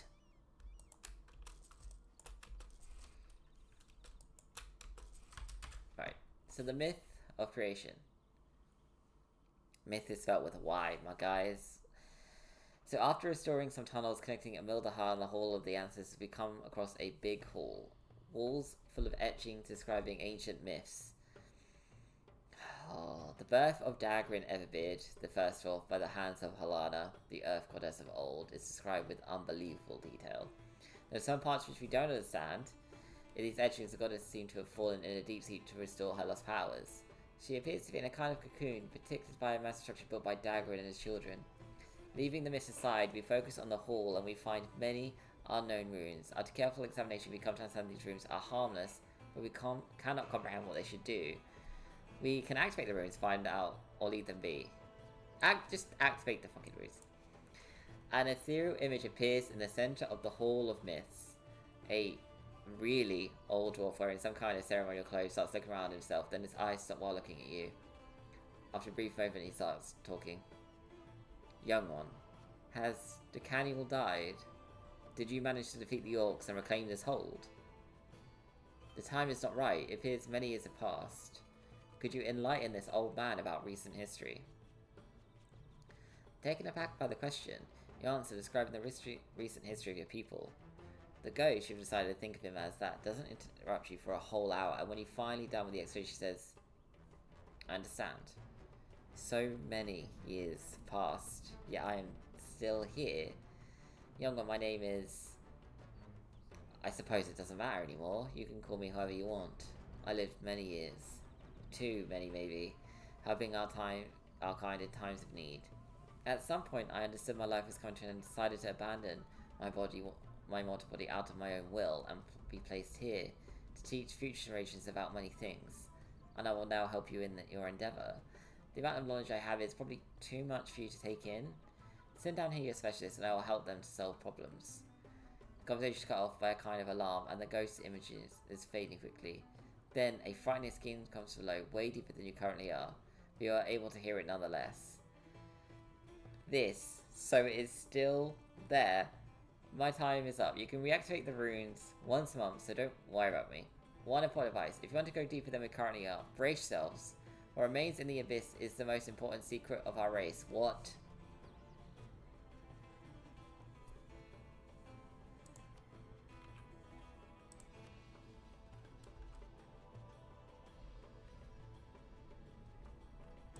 What does that mean?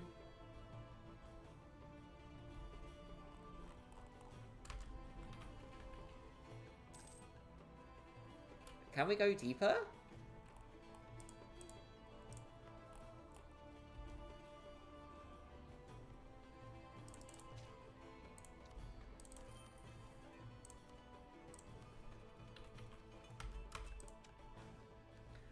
Oh my god. No. I couldn't do that at Verkal Gulan in my capital hole, but I could do it in the Mildahar. To here, whatever. Okay, well, since this... I thought that was a devil for a minute. Okay, so I guess the lore isn't over. Somehow, something else I decided I wanted to crop up out of nowhere and say, hi, you think you're done? There's still more shit to see.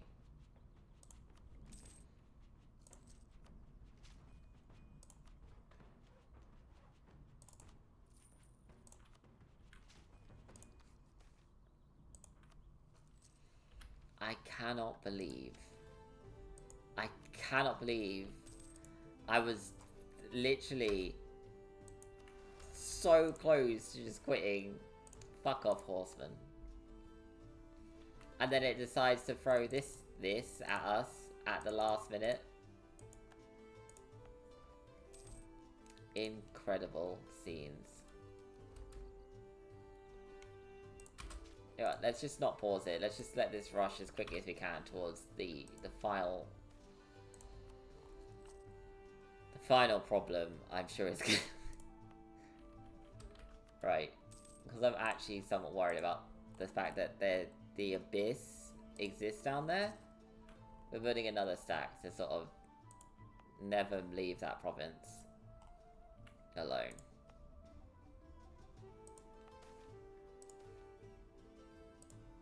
We might actually get to see the next, as well, research.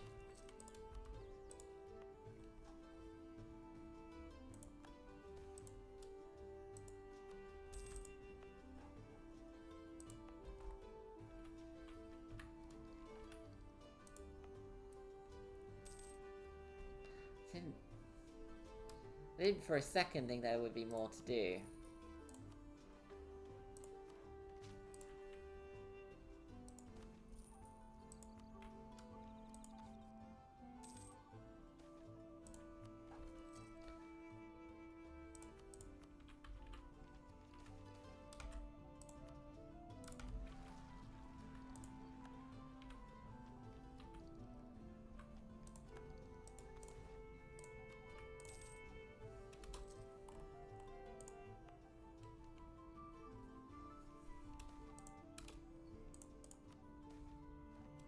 Muscle and bone density, incredible.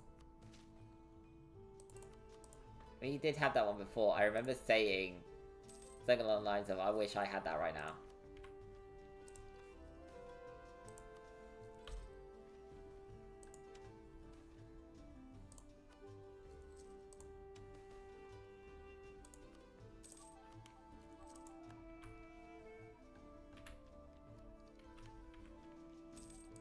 I really hope Amildahar doesn't actually take 26 years, because I'm going to be...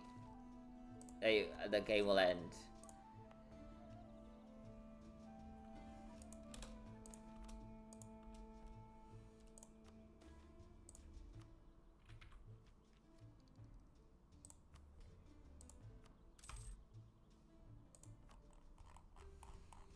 Right, just before I forget.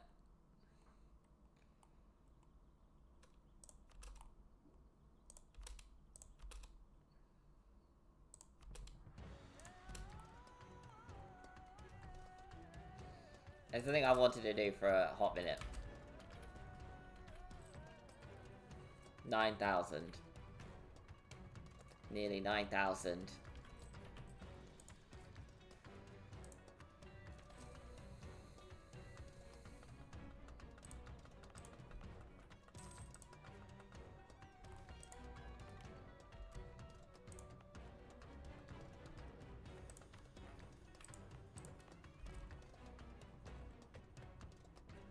Probably that's why it'd be more prudent sometimes to just wait.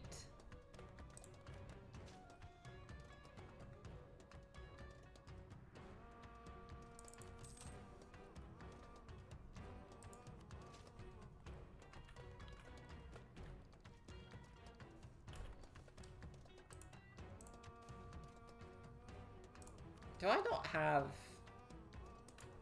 like the special slendery holds?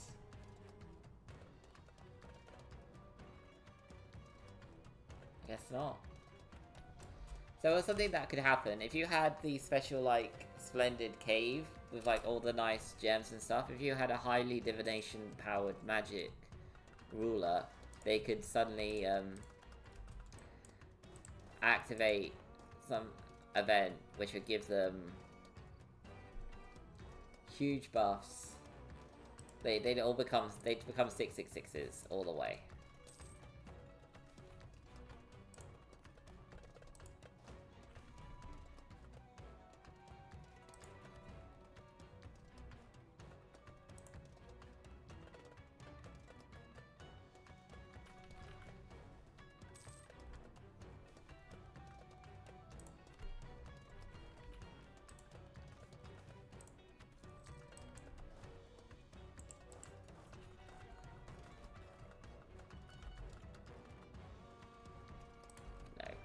We've got Mithril.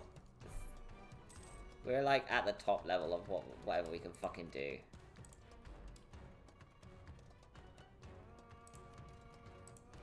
Right, so what are you gonna become? Let's find out.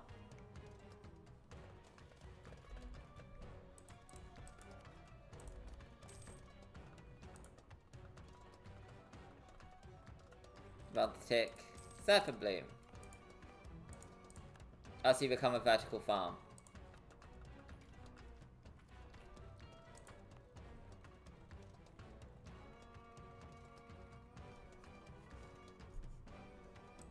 We do have a beautiful underground cave, it's right there.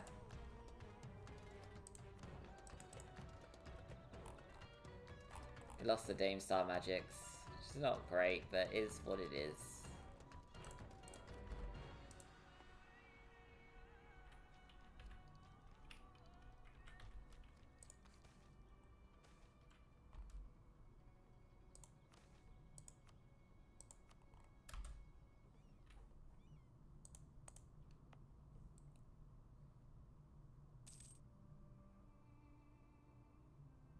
A yearly income of 4,179 ducats. Crowns, sorry.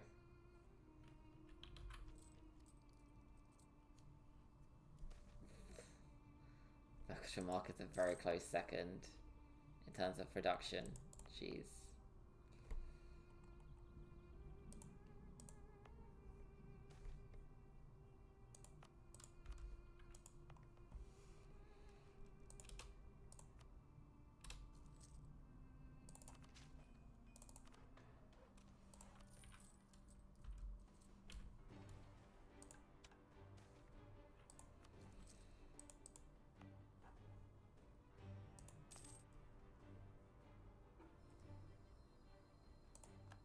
Ozavar? Done. Oh no, so that's Ramak. Ozavar is not done.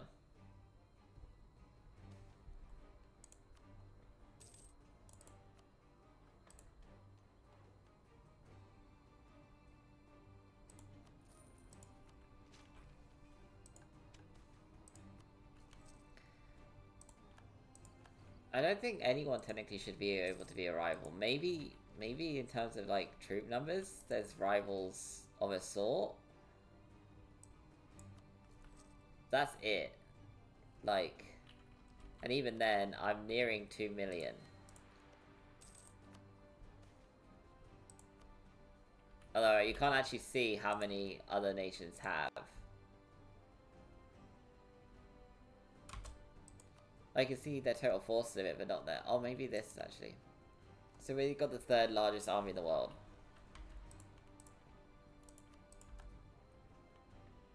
That is you to handle, my guys. Sorry to say.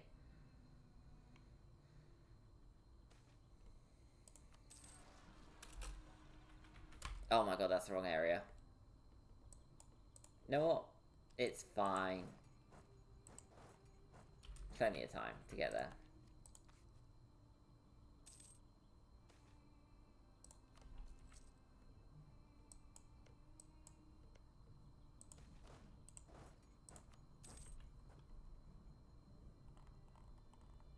Oh, they changed to Rahanraj. Greatest advisor will help. Okay, we might actually get this done as well.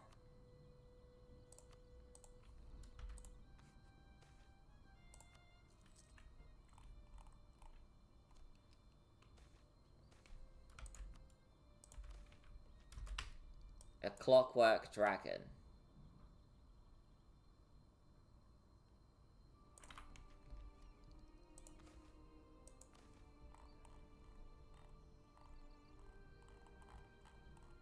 But you don't get to show me a clockwork fucking dragon.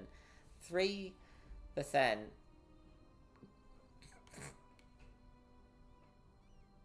Like, cool.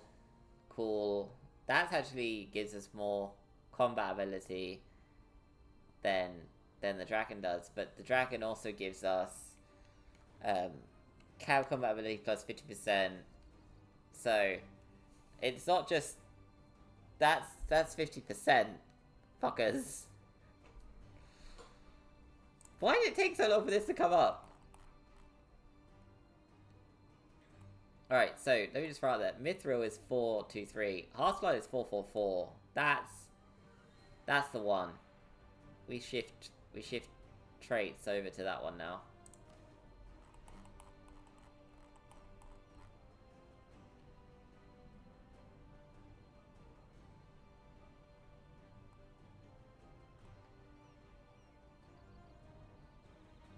Holy fucking fuck.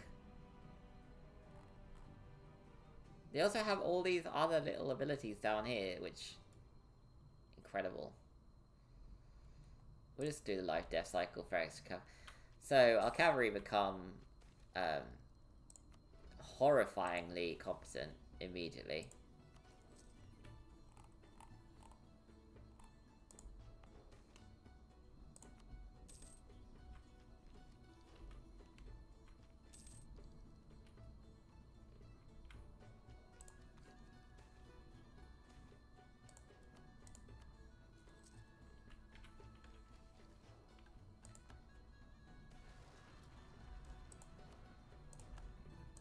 Hegemon of what?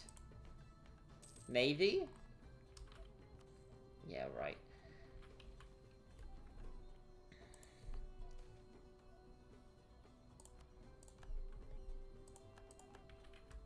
Hey, it just cut to me, yeah. No, that barely is an increase, let's be real.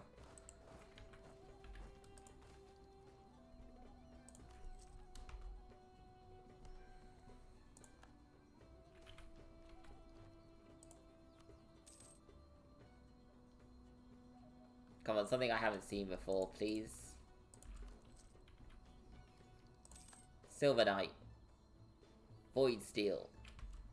No.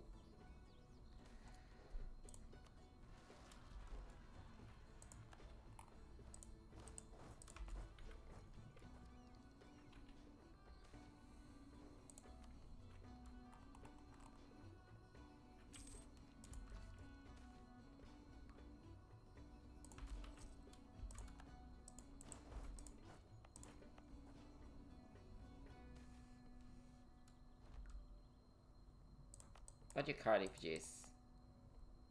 Oh, no, I'm happy with you to stay as precursor relics. That's quite an interesting one.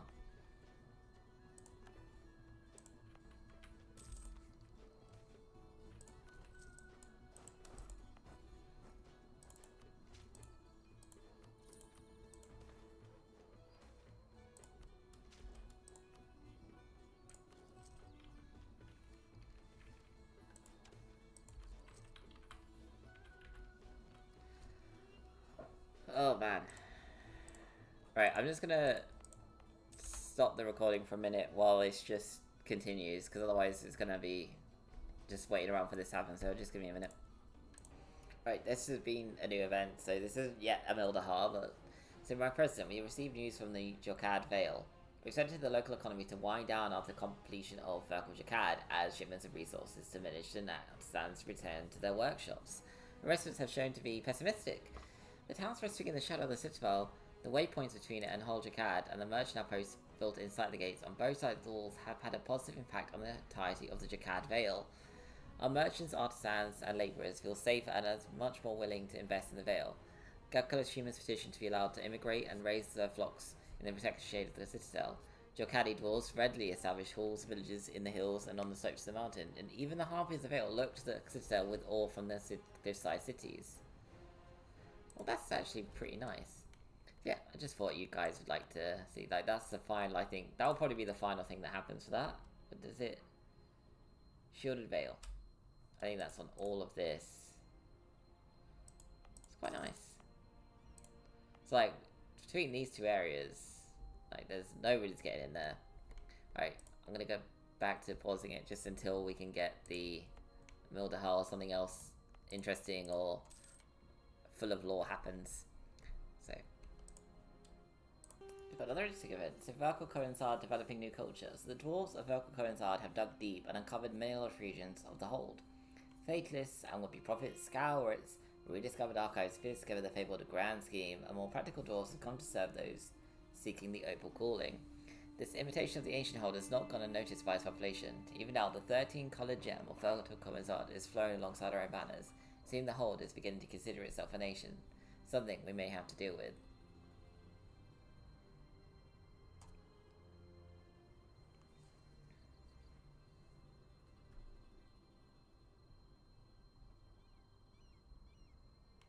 Oh, yeah. Sure, whatever. I don't mind. Like, I can't do the Amalharaz, but I mean, I can let you guys have a bit of autonomy. I don't give a shit. Right, anyway. Still hasn't done. I'm not sure it will be done in the next 3 years, but hopefully it will. But no promises. Right, just be, for me, a little bit. For you guys, maybe a minute. Unfortunately, it wasn't done by the time the game came to an end. We can continue it, and I probably will just to see it happen. But I thought you'd like to have a little look at this, where we have for this 4th largest army, but it doesn't matter, our army is ridiculously strong. So, let's not do that right now. So the illustrious Aldarov, which extends all the way from, literally, if you think about it, there's one of our provinces, and there's the last of our provinces. Absolutely incredible, right? Oh, I think this is gonna take another... I don't think it will actually take that much time, but I do think it's going to be at least 4 years of game time. So again, I'm going to have to throw another pause up on the recording, just so that you don't have to sit here, because you've already sat here for quite a lot. Let's not have you sitting here unless something interesting comes along until that's done. Right, just bear with me. Right, so we've actually got a new metal. It's a Forgotten Steel, or Anastu Argazon. Hidden in the deepest recesses of the Serpentine Mountain lays Forgotten Steel, a rare and enigmatic metal with properties that echo through the annals of time. Revered for its incredible enchantability and discovered only by the boldest of miners, this mystical alloy is shrouded in the whispers of ancient craftsmen and mages. Forgotten Steel boasts a melting point that rivals even adamantium, marking it as a metal forged in the crucible of the Earth's most extreme conditions. Its mechanical properties, while slightly inferior to adamantium, are nonetheless exceptional, making weapons and armor crafted as metal formidable in both strength and resilience. What truly sets Forgotten Steel apart from its paralleled affinity for enchantments. Mages and enchanters covet this metal, for it seems to hold the echoes of spells long forgotten. Weapons adored with enchantments crafted from Forgotten Steel have an otherworldly quality, and armor seems to shimmer with a more protective aura. Yet, as its name suggests, the knowledge of Forgotten Steel has faded into obscurity, known only to the most ancient and secretive orders of blacksmiths and arcane craftsmen. To order an artifact forged from Forgotten Steel is to harness the mystique of a bygone era, making a treasure sought by those who would dare to delve into the depths of the Serpent Spine in pursuit of forgotten magic. That was quite nice. Again, it's just lore at this point. That's the only reason why this is still continuing. Right. It's constant goblins, by the way. It has been constant goblins. Can't get away from them. Right, we've done it. Emildahar is dug down to the lower level. We had a lot of other holds also get dug quite a lot. I'm going to move the capital, I think, to Emildahar as well. So the Exhibition should have come back by now, or at least they could have spared some man to return it from us, but we have yet to receive any news. In the last day, some people complained about strange noises coming from the dead, so it's probably nothing. Right, destroy that right fucking now. 4 months. We just need them to wait 4 months for that to finish. Right. We're also going to move the capital here.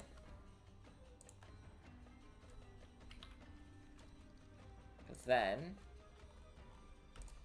surely, we're at the right level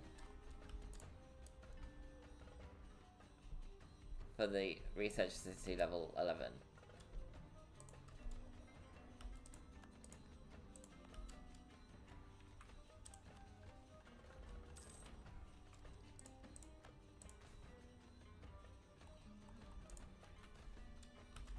So Abyssal Invasion. So our Vanguard count hundreds of thousands of them, Your Highness, and they keep coming out. They are invading our hold. Wait your command to retaliate, or we will not have a single hold to escape to.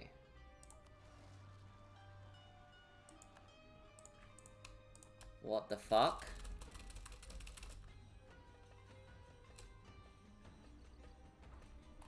Oh my god. Oh my, I was not... Oh my god.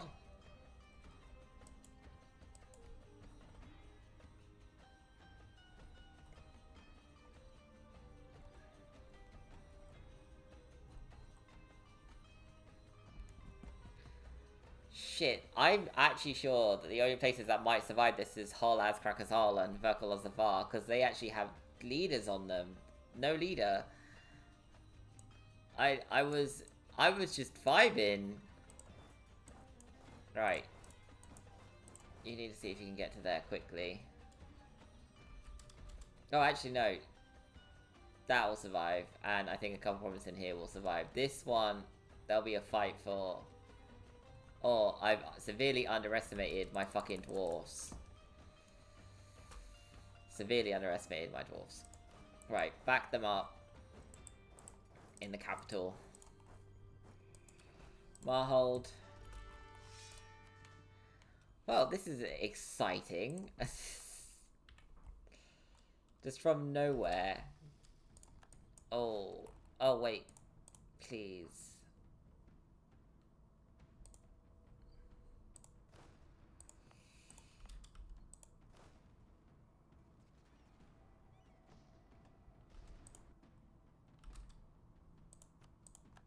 They lost so many troops.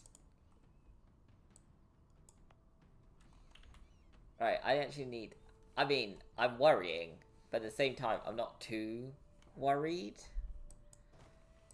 Because certain provinces are fine. I should have made Emildahar my capital immediately. I should have focused all my efforts on it. I didn't. I regret it now. But it's too fucking late for worries about that now. And we are in 1834 now, so I mean... Is what it is at the end of the day. Right. No, they already died.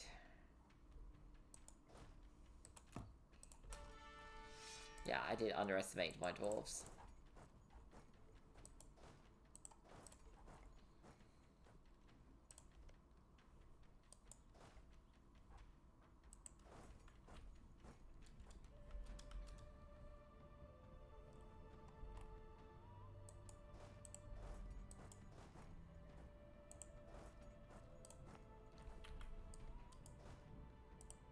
I think these two together can handle Mithrandan.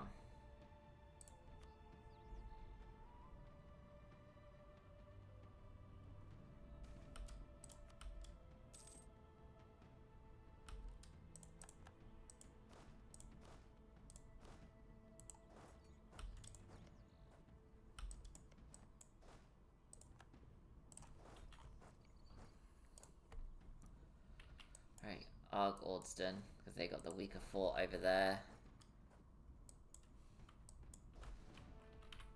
I can't actually have to do this. Right.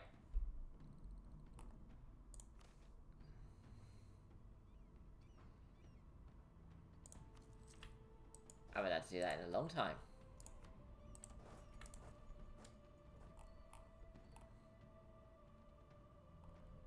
Heherdevar. I never built a fort on Heherdevar. Never.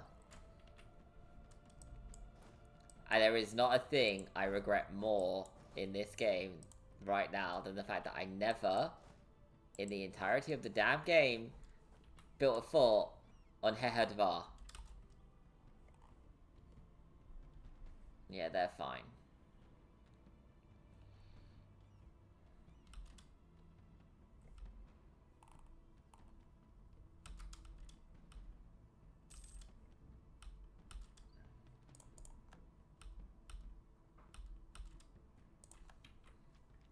Unless... I can't... Oh my god. It doesn't count. It says I no longer have a research facility. I can't actively, actually, use my research facilities anymore. Okay, so maybe it's a good thing I didn't move my capital around earlier, because I would not have had any access to any research stuff at all. Right. That entire stack has been blasted to pieces. Right. I can't fucking believe I fucked up that badly with Heherdevar.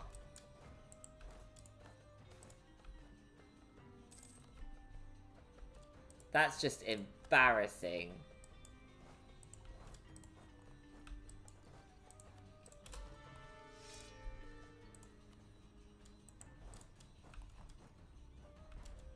Why didn't I build a fucking fort there? It's beyond me.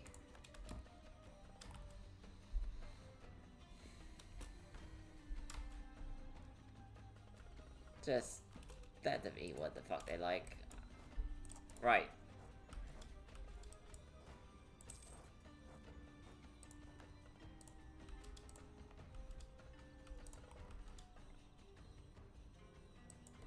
You are all going home right fucking now. No questions asked. Just fucking run.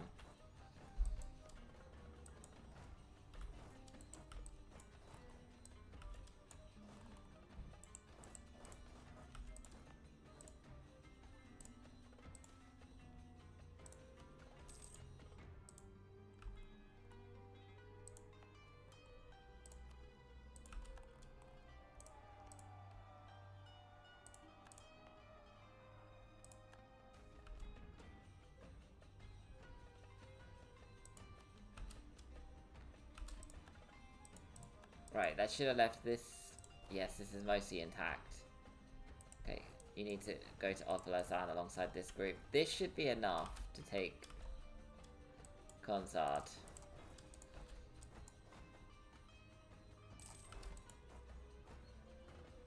I think if we put a leader on you, you will have enough. I'm sure of it.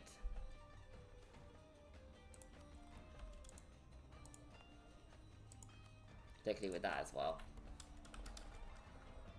What's left? Crackdown Wall's done. I know Ozavar's done. There is one left. Combine your troops together. Just go and fuck them up.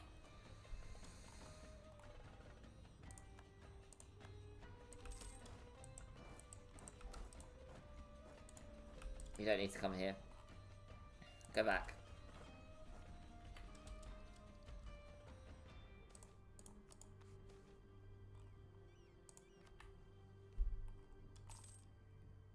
Do you think if I move it back to Gulan, it will have the research facility? So our capital was once the capital of the entire Alderov, the greatest Dwarven empire that ever existed. This actor sitting on that throne was once symbol of the greatest authority in the entire Severspine. Our country is full compared to the ancient glory, but our cause is just, because Amal-Dahal will return to its former glory and will unify the whole Serpent Spine, as that is our calling. I didn't know that was a thing. So, as we keep killing and push back the Abyssal Invasion, we arrive at the center of it all, the Ameldaharian Abyssal Hold. There we find a gargantuan gate in the deepest part of the hold, deeply covered in ancient runes and weapon marks. After further analysis, we come to the conclusion that whatever is behind this door has attracted the Abyssal Invasion from all over the Surfspine to slowly gather here. There are signs that they tried to relentlessly break it open, but to no avail. We currently have no way to open it ourselves, but our scientists are already starting to work in order to make it possible.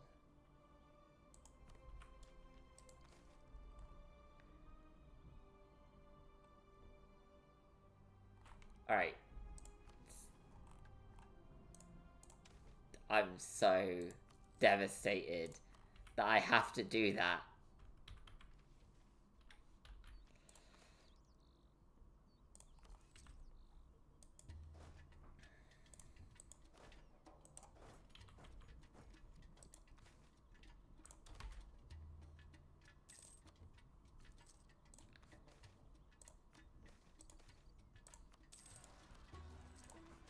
No, I'm not going to do any more digging anywhere else. We're just going to quickly rush the research facilities.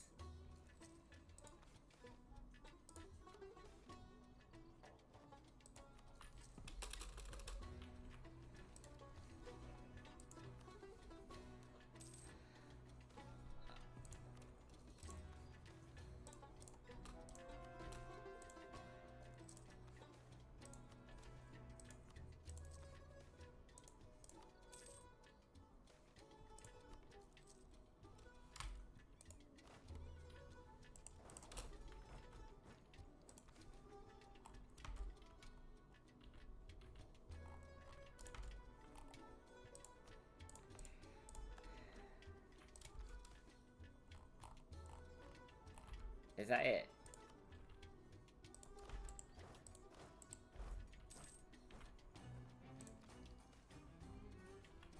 It is a fully explored area, don't we? Which you can't do because everything else needs to be explored.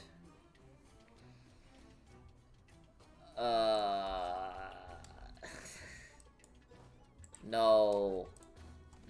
I don't have time for this. There's so many. There's so many. There's so many holds. Oh no. I should not have done this. I should just sort of let them stagnate at a certain level. I have nothing but regret. Come on, show me Emildahar.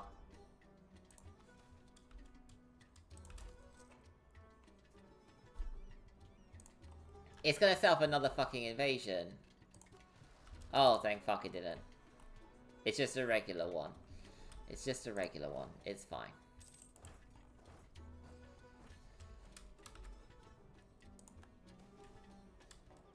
Oh, fucking hell. No. Another review inside, yeah. Okay, we're just gonna have to go with the low risk one and hope that it does it quickly. Please. Cool.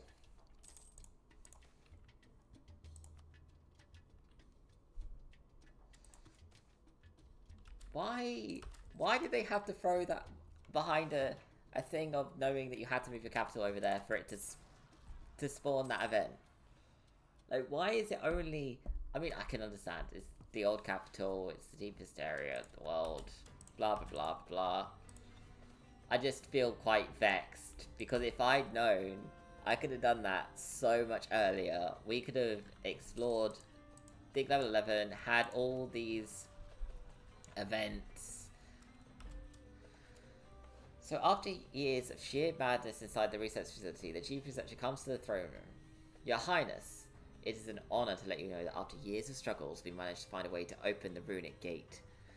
We need a considerable amount of funding to repair the damaged runes on the runic gate, and a lot of effort to make them work, but it is doable. What I want to ask your Highness is to please open the gate. All the defensive runes that were in place tell us of how great whatever was left behind is, and our research team wish for nothing but to see it with our own eyes.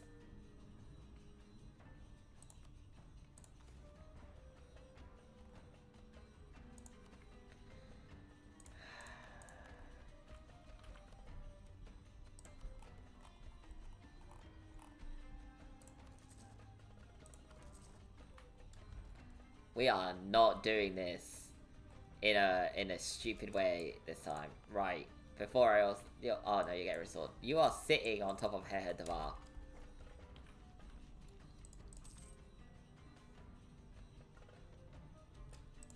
I fucked up once. I won't fuck up twice. So, open the runic gate. All the runes have been restored. All defense mechanisms have been unlocked. After a moment of silence, the noise of cogs working can be heard from the gate. Seemingly random runes shine brightly, changing every moment, then silence falls. The eyes of everyone look at the runic gate. The two gargantuan doors open, and behind it is the scene of indescribable beauty. A sphere with a diameter of roughly 10 meters is in the center of a colossal hall. Its whitish color radiates a sense of holiness and beauty, difficult to describe with just words. The chief researcher is at a loss for words. After some hours and research, we have come to discover that this was an old research facility which had been studying the sphere as its only purpose. They had come to understand that Halana's heart, which is what they called it, is an enormous amount of compressed magical essence, of which even the purest and biggest and refined Dame Star would never be able to even contain 1,000 of it.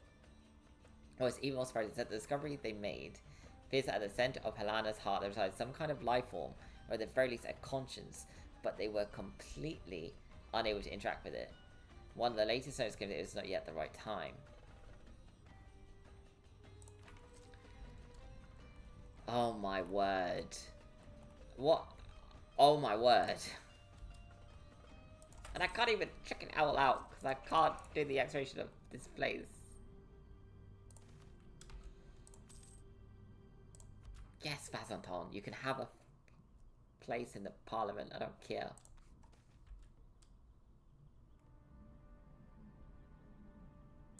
It has to coincide, it's the only ever relatively low level one. Forgotten Steel, we described that earlier.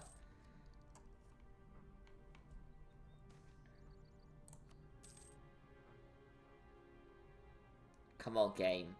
Be nice to me. I'm gonna start selling my provinces to miniature, like, hold vassals like Grunstanad, if this continues. Just until I'm left with just... Ildar.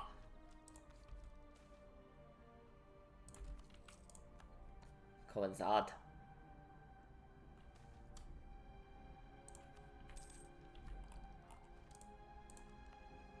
Let me tell you, there are so many, and I cannot stress this word enough, so many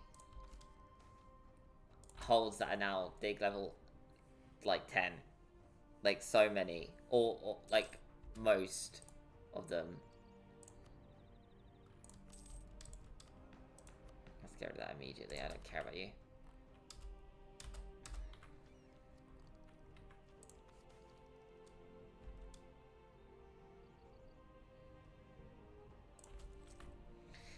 decided to just go on a fucking dig spree, see what happens, and I regret it now.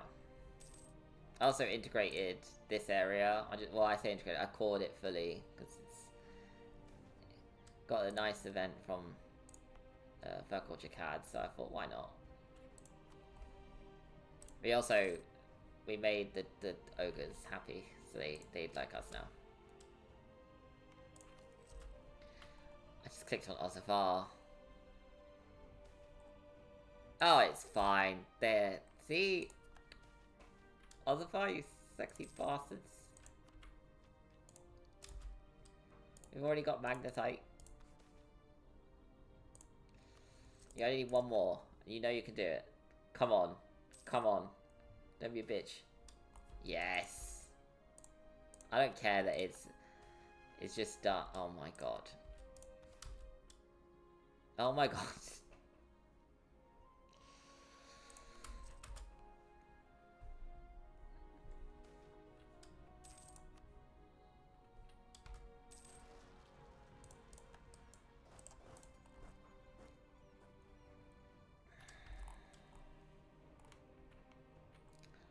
Shit.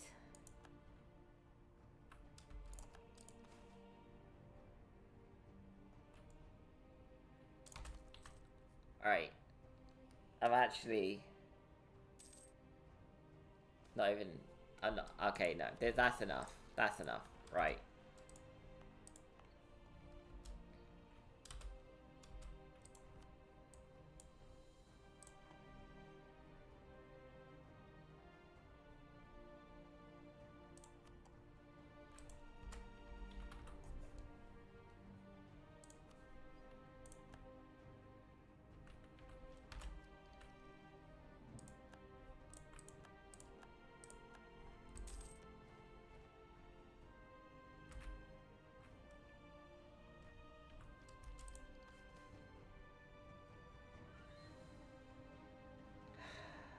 I need to find another one that I don't care about. And it has to be an inner one. But there are so many that I actually give a shit about. Oh, I guess Dam has to be. I mean, I like Dam, don't get me wrong. But at the same time...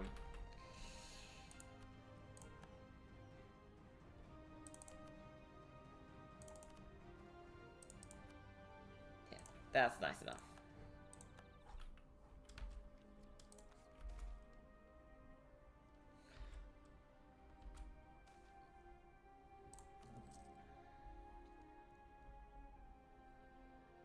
Oh, that's already one. Okay, so if Ovolazan can get their shit together and sort this out... why did I even think about it? Of course I'm gonna get that shit together. I'm gonna Amal Haraz the entire thing at this rate. Just to get to Amildahar. Come on. Alright, so... just another thing. That just occurred to me. I have noticed that I, personally... when I want things to work out, I'll say between two extreme modes of being really nice to the machine or being really mean to it. So, for example, I used to work in a pathology lab. And we had centrifuges that were old. But I found that if you were, you know, mean... I don't mean slamming it, I mean literally, when it seemed like it was going to start working, pointing at it, I'd be like, you better fucking... and literally, it would start working. And obviously, it's superstition, all that. And I fully believe, like, understand that. But it just became like a habit at that point. And I still do it now. Where I will point at a machine that's barely functioning and be like, you better fucking get your shit together. And it will start working. Obviously, it's all fake. It was always gonna work. I know that. Everyone else knows that. But it was always just funny to watch it go from sound like it was about to explode to suddenly, oh yeah, you're fine. But when I was in the lab for my master's course, my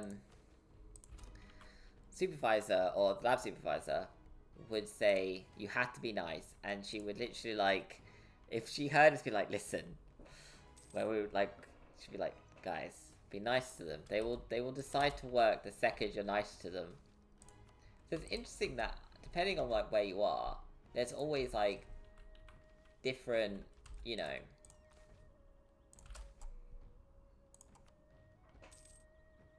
little, I'm gonna go with superstitions or like conventions for things. Like in this case, it was just the be nice to your technology. In Biolab, it was the be mean to it and it'll fucking work.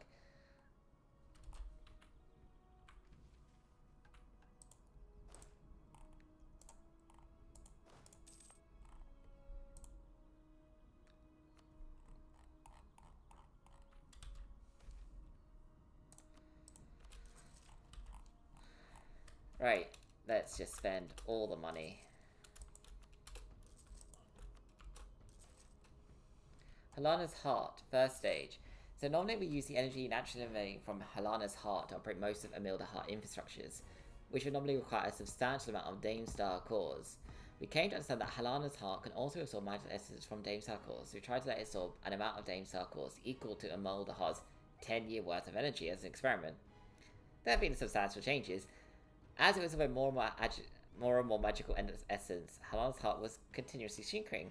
After absorbing most of the cores, Halana's Heart has now shrunk a lot compared to before, and the intense white colour that characterised it has now been substituted by a light blue one. It appears that it doesn't absorb any more cores, even if we surround it with them.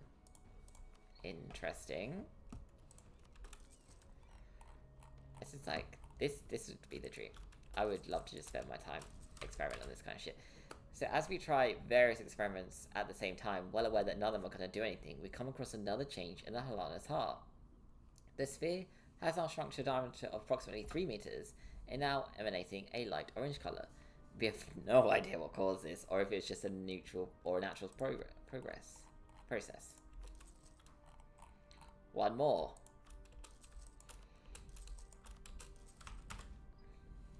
Halana's Heart Truth.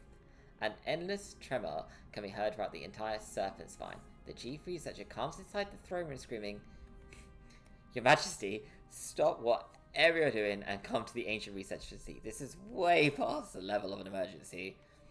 You're going to have your chief researcher beheaded on the spot if dared to speak to you in such a manner." When an orange light emerges from thin air, a woman, for whom the definition beautiful seems lacking in every aspect, walks inside the throne room. Elegance, dignity, and majesty could be seen in every step she took. In a second moment, you notice that all magical essence around you has stopped moving, as if it didn't wish to defy her presence. She stops and is looking at you from above. You now notice that you are kneeling on the ground instead of sitting on the throne, but there is no shame or discomfort in your act, as if it was natural. You then hear her voice directly inside your head. "My child, I am grateful for you for awakening me ages earlier than I was expected.